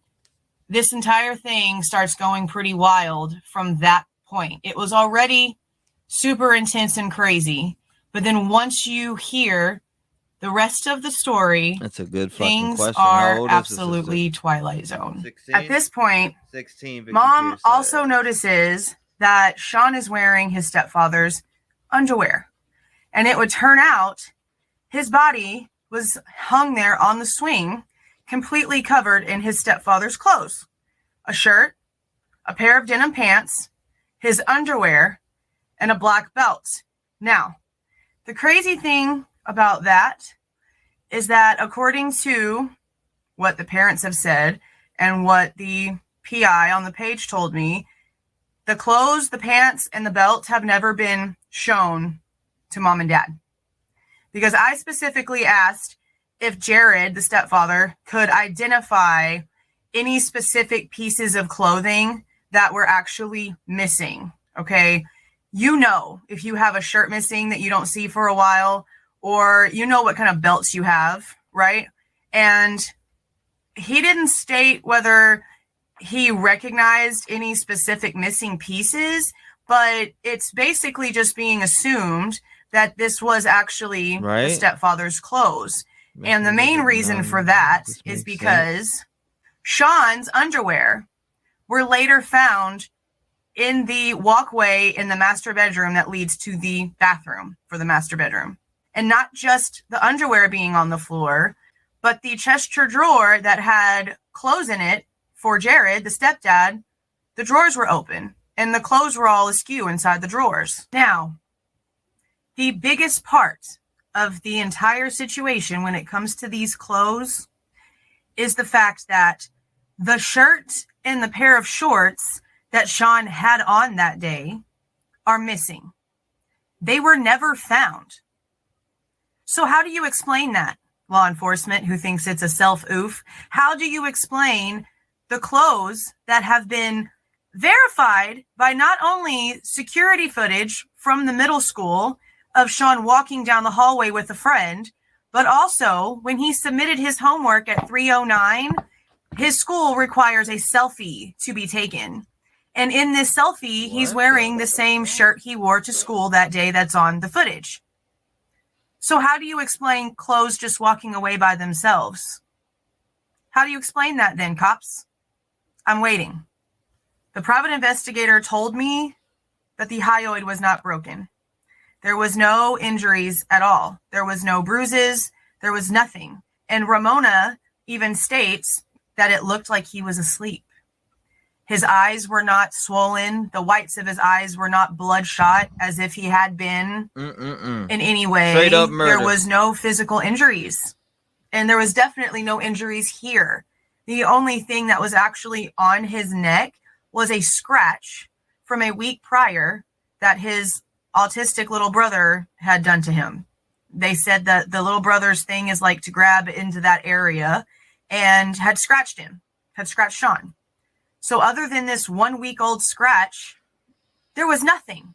There was not even any cuts or anything on his chin area where the rope was. There was nothing. And something that is very important that the PI told me is that Sean's phone was found in Sean's room. Now, Ramona doesn't know from law enforcement precisely where, okay?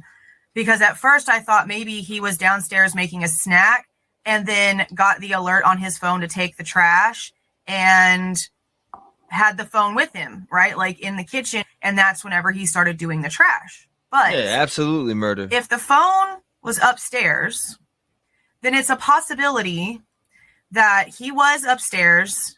Now, PI states he hadn't logged into any of his video games yet that day. So whatever he was doing, he wasn't playing on his video games. But his phone was upstairs. So what if little brother had woken up? And he did get the alert at 3:30 for the trash while he was upstairs, left his phone upstairs when he went downstairs to take the trash, expecting to be right back. But maybe little brother started waking up.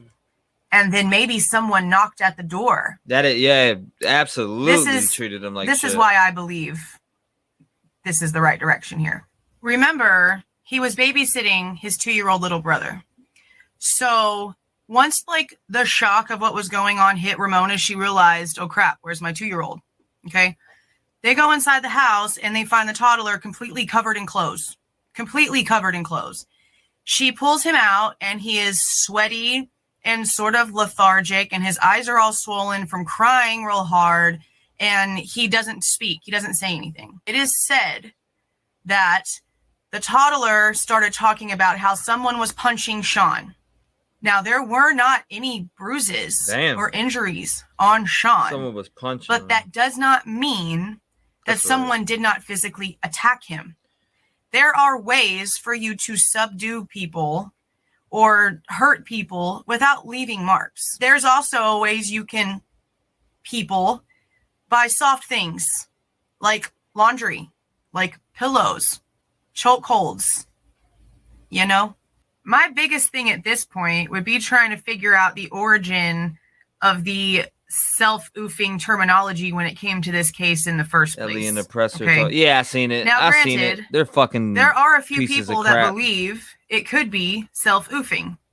They're pieces I of am crap. going to ask the questions to those people and to the law enforcement agency who has this case at the end of this video, because if they can answer me these questions, then sure, I'll maybe bite into your theory. But until then, I don't believe it was. And I don't believe law enforcement knew what they were getting themselves into whenever they mistakenly labeled it as such. Let me explain. News 3 in York County pulled up the documents related to the case's medical files, and it shows that the ER report showed a history of self-oofing ideations. It's crazy trying to say that word, but that's the only safe one I can think of because I hear it on my kids' video game channels, so I figured I'm just going to use that word here. But then the ME report and the autopsy report stated that there was none.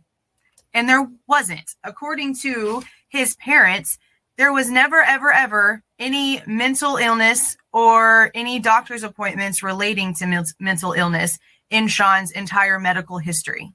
On top of that, Ramona made a point to state that there was no way that the emergency room people would have been able to even see the medical history so quickly because all of their files are on the Air Force Base and need special clearance to access. Now, something else that she stated in an interview, and I've listened to so many, I can't remember which one. The emergency room attending that night who declared Sean was the same emergency room doctor who was there a few weeks prior when she had brought one of her younger boys to the emergency room. Sean was not with her on this visit, so this doctor would not have known until seeing her that she was Sean's mother in order to put the two together. You know what I mean? She contacted him and asked him, well, why did you put this on the report? If you didn't access our medical records, how did you put that on the report? And he said, well, I had to have heard it from somewhere, either EMT or law enforcement. There's nothing in the EMT files. So you take away one from two, there's only one answer left. Law enforcement would have had to have been the ones to have suggested the self-oofing situation to the doctors whenever they were in the hospital. Or else why would the attending have written something like that if he had no access to this patient's history? There's no other explanation for it. So then we have to question, how soon into this was it considered self-oofing? Was it right off the bat whenever Maria made the 911 call, and maybe the way that it was worded and then relayed through dispatch to the police officers that came out there, and it was just a misconception based on that? Because on scene, Jared is told by another officer that they do not believe that it was done like that, that something did not feel right. So it was already being assumed right then and there that that's what this was. It's like they just called it that and refused to move away from it. Closed case, they were done. Well, that's not how this works, people. Now, the PI last night even stated that they don't believe, them and the family do not believe that the original intent of the law enforcement agency was malicious. They just felt like originally it was just from being not experienced. And Ramona states this in a little video that they have sort of introducing everyone to the case on the Facebook page, that they basically had told them they didn't have experience in dealing with these sort of complicated cases. And that's where the petition on change.org comes from. They want, the family wants, the state police or the FBI to take over the case. And there's grounds for that. There's grounds for that. There's so many unanswered questions. And even whenever law enforcement came out with their video rebuttal, and to be honest, were extremely unprofessional in the way that they presented their own side of this, in my opinion, okay? They didn't answer the questions that everyone who had already heard about this Facebook campaign to put Sean's face out there, they didn't answer none of them. They didn't answer anything. So what was the point in that besides to make yourselves look rude? When it comes to possibility of it being self-oofing, you have to ask yourselves these questions. Was this a sad child? No. He did not seem sad whatsoever. He was excited to be moving to the Pentagon. They had literally just gotten back from a Disney vacation. I believe it was a cruise. They had only been home a few days before the situation happened. And there was a question about bullying. And the only instance that there was ever was in December, a few months prior, where these 3 little girls at school had been teasing him. But that had been like gone and done and resolved and was no longer a problem. And his mental status apparently was not even affected by it the slightest. So if he was happy, they were going on a new adventure. He was excited to be going to the Pentagon. They had just gone on vacation. If he was being bullied, they were moving. He was going to be getting away from his problem. So to self-oof because of bullying, when you know you're about to be moving so far away from that problem, that doesn't make any logical sense. And this was a very smart child. But I do have one theory of if it could be self-oofing.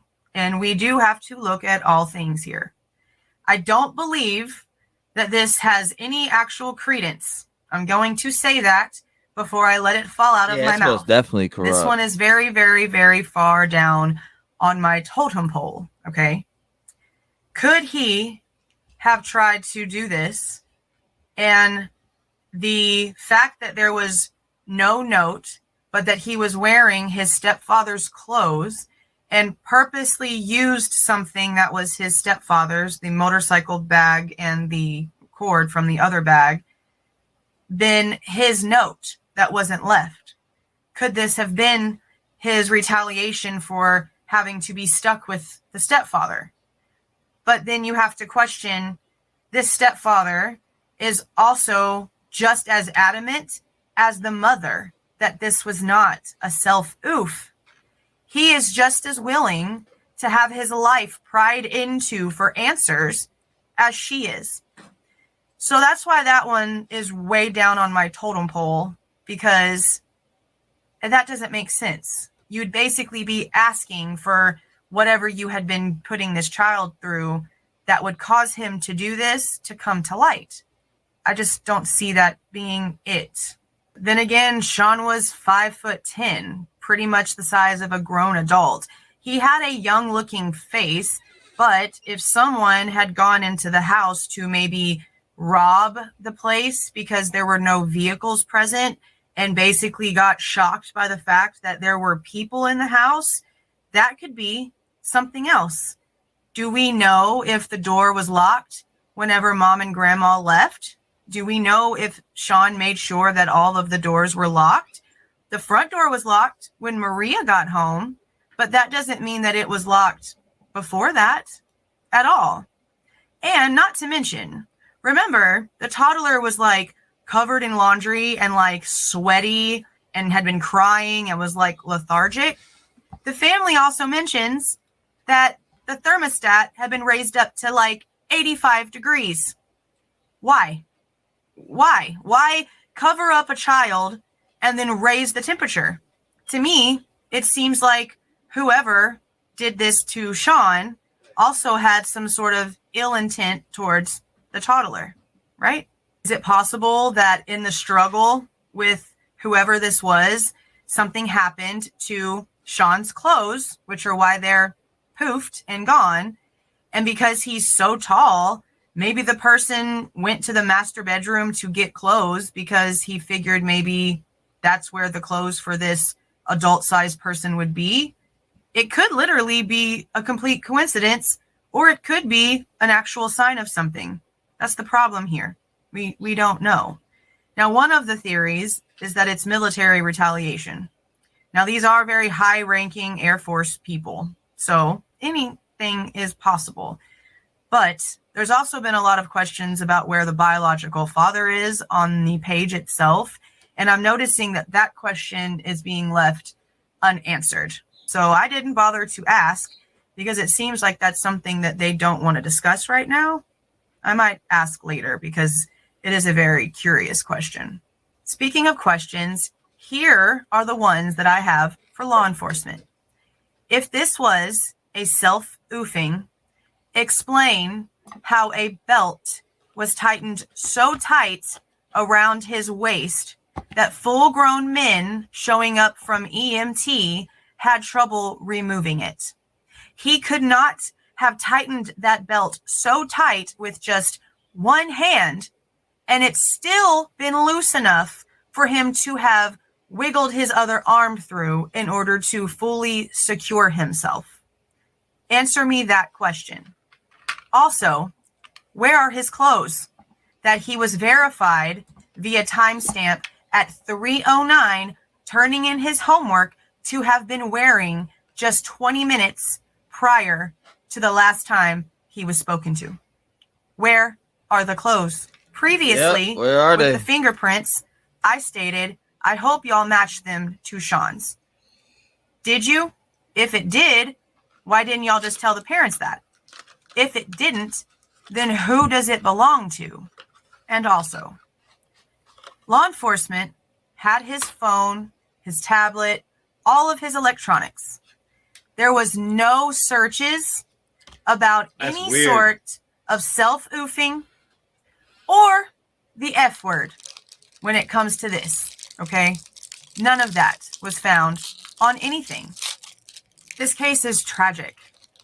And even if somehow he did do this, someone needs to give us a logical play-by-play explanation on how. And if you can't, then you did not solve this. And it needs to be reopened. The egos need to get pushed aside. They need to reassign the case to people that have more experience in things that are complicated. I signed the petition, and I hope you guys will too. Until next time, see y'all.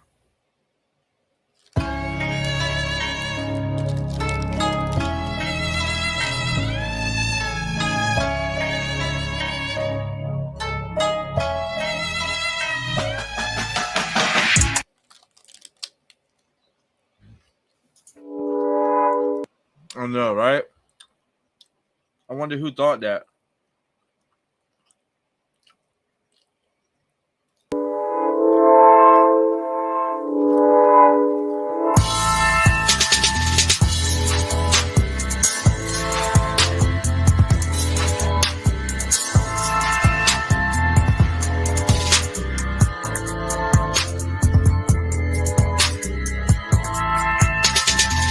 In mind, please hit the thumbs up and the share button so we could get this case in the algorithm. Okay, that's what we need. This is going to be a call to action kind of case. I think as a community, the goal would be to put pressure on law enforcement to actively investigate this case. Oh, I know. And close it and solve it. It's kind of in the air right now. It's not officially closed, but they've ruled this. I will tell you everything, don't worry. But they've ruled this little boy's death as a unalive himself event, and just nothing makes sense in this case. It just makes no sense. So, yeah, I'm wearing a... Jessica, G wearing a red flag? Yeah, a little bit. Oh, man. It's just such an unfortunate story. Nope.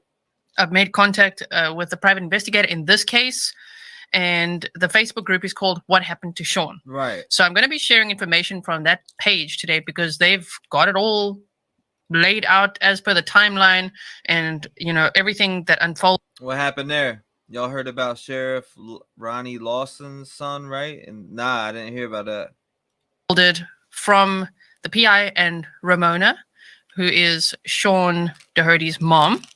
Okay, so has anyone not heard about this case? Put a 1 in the chat if you've heard about it and a 2 if you've never heard about this case. I will take you through it all, but man, this is the thing. Why does it seem like law enforcement don't want to do their job they do with all these missing or unalive kids? I just find it really strange how they're like, nope, he unalived himself.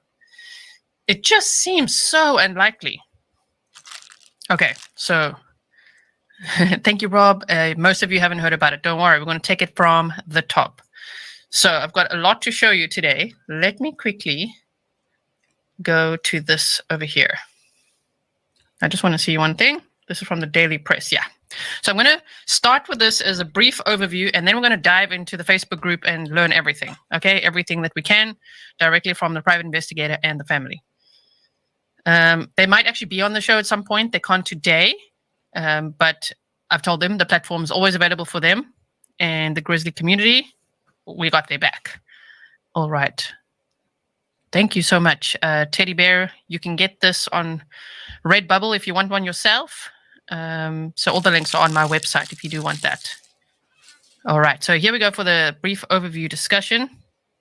This is Sean Daugherty, a 12-year-old from York County, and he died in April. So on April 14th this year, a 12-year-old York County boy was found. Now, okay, wait. Trigger warning, okay? This case is triggering for a lot of people. It's extremely sad, and I'll try not to be too graphic or anything like that, but it's very upsetting. Okay, so just be aware. Okay, so a boy was found hanging from a swing set in his backyard.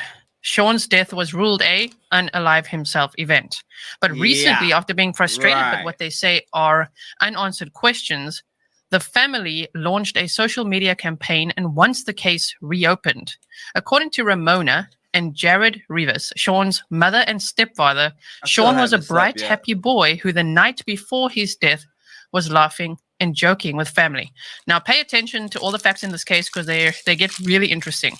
Thank you, Simply Stranger, also for raising awareness on Twitter with us about this case. It's because of you guys, because of Rose at 901, Lulu for telling me about this case. And once I started deep diving, and I'm like, sorry, what?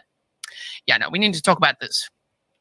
Okay, so and law enforcement's quite snarky about it. I'm going to show you a video that they've also released, which was on August 23rd this year, as like a clap back to the family's social media efforts to try to get justice for their son. And I'm like, whoa, have you no empathy for a grieving family whatsoever?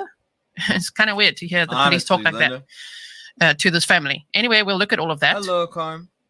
Of course, you are all entitled to your own opinion, make up your own mind. What I do ask, though, is let's keep the chat respectful. Family will be watching, and let's make sure we do our best to help them. Okay, so just think about if this was your son, right? Or little brother, cousin, whatever. It's just terrible. So Sean was a bright, happy boy who the night before his death was laughing and joking with family. The family's campaign prompted the York, that's a hard word, Pocasson Sheriff's Office to respond last week saying the death was fully investigated. We take these matters very seriously, evaluate all evidence, and consider all possibilities. We will go over the timeline. Hang in there. So Major Ron Montgomery said in a videotape statement, we will look at that. Much of the information being posted to the social media site is opinion, innuendo, and fabrication, which is not consistent with the evidence that was collected by the Sheriff's Office investigators during the investigation. But they've also had conflicting stories, the Sheriff's Office themselves. We're going to talk about a handprint that initially they said, oh yeah, we did take this print from the window and scanned it for fingerprints, but we couldn't find any matches in the system. And then later they said, oh yeah, the handprint wasn't clear enough to actually get prints from it. So you see what I mean? That's an example, right? All right, so that April, Sean's sister, Maria, found him hanging from the swing set. He was later pronounced dead at Riverside Regional Medical Center in Newport News. When the Sheriff's Office ruled the death a unalive himself event, and I have to say it, if you guys are new to YouTube or new to the channel, that's how us YouTubers have to talk. Otherwise, YouTube suppresses the reach of the content, which we don't want in cases like this. Of course, no, we want maximum awareness. So I got to use some code words here and there. He loved Marvel. He loved Disney. He loved his family, but most importantly, he loved life. Jared Rivas said. One of Sean's favorite things to do was read. In fact, at a book fair a few years back, Sean spent $107 of his own money to buy new books. Sean was a 6th grader at Tab Middle School who dreamed of one day becoming president. He was one of 4 siblings, including an older sister and 2 younger brothers. According to his family, he was the kindest of them all, sometimes bringing extra food for a friend at school. By all accounts, from everything I've read about him, and I've listened to all the podcasts out there about this case, watched all the videos I could, and read all the articles, he sounds like an empath, you know?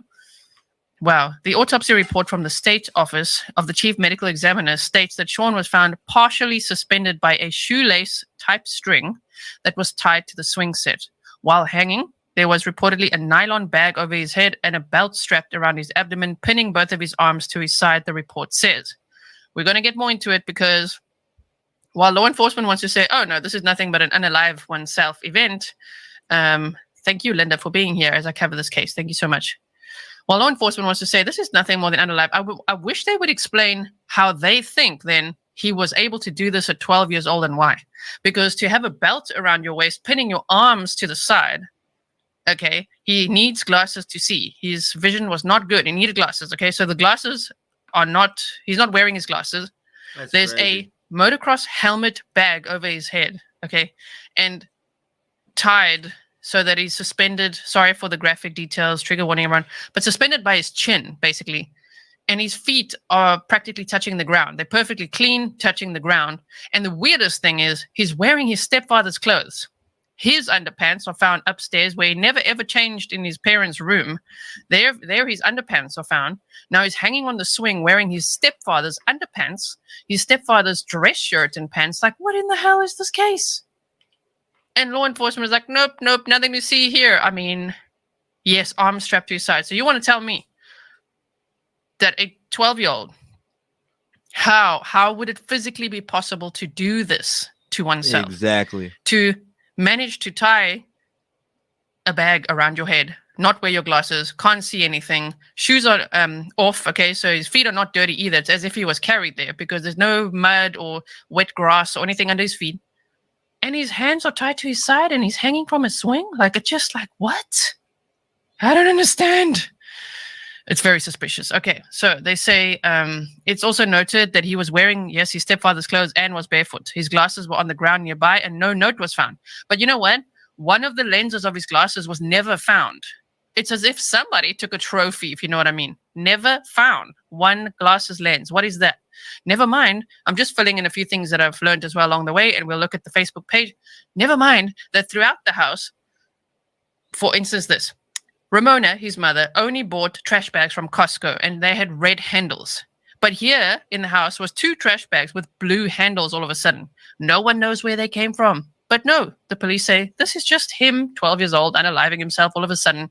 He got a peach out of the kitchen cupboard, put it in a bowl as a snack, was going to take the trash out as part of his chores, submitted a photo to his school to show that he'd done his homework, was about to play Fortnite. And that's that. And we're going to get into, because you guys are going to say, where are the parents and all that? We're going to get into that whole timeline. They'd popped out for a bit. Okay, so they say in the parents' bedroom, Sean's underwear was on the floor and the dresser doors were open. Before his death, Sean was babysitting his 2-year-old brother at the house while Ramona Rivas took her mother to a doctor's appointment. So Sean's grandmother, right? Sean was excited to watch his little brother, Ramona said. Jared Rivas, meanwhile, was in Williamsburg with their second youngest son for an appointment. So Ramona's taking Sean's grandmother for an appointment. She said the appointment will be about 25 minutes. She won't be long. Sean just watched his little 2-year-old brother, and he said, cool, he's so excited, and he's going to do his chores and babysit his brother. And the stepdad was also out taking one of the siblings to an appointment as well. This is what I want to know as well, Seema. Why do officials insist? The reason is I think they don't want the community to freak out or think there's a killer on the loose. So they're like, no, there's no sign that there's a killer in this community. But, okay, it's like, it just sounds a little bit strange. Yeah, so the stepdad was also out, as we see here. Jared was in Williamsburg with his second youngest son for an appointment. During Sean's last moments, he completed his homework, started taking out the trash, made a snack, and even had a quick call with his mother about an hour before his body was discovered. In the medical examiner's report, it's noted that no known history of depression or unaliving was found. It does note that the police investigation raised the possibility of bullying at school, but his family said that except for one incident in December, they're unaware of any other bullying. That said, Sean didn't seem to be overly upset by it. His family questions how the examiner and police were drawn to the conclusion of him taking his own life, especially with Sean's behavior the night before. The night he passed, Ramona bought some cookies, and a couple of them were carrot cake. What? He was so excited about that cookie. He was like, Mom, this is great. Mwah, so good. Jared said, remembering Sean doing a comical chef's kiss in response to the cookie, in eliciting laughter from the rest of his family. Soon after, Sean had his normal catch-up session with his mom before bed.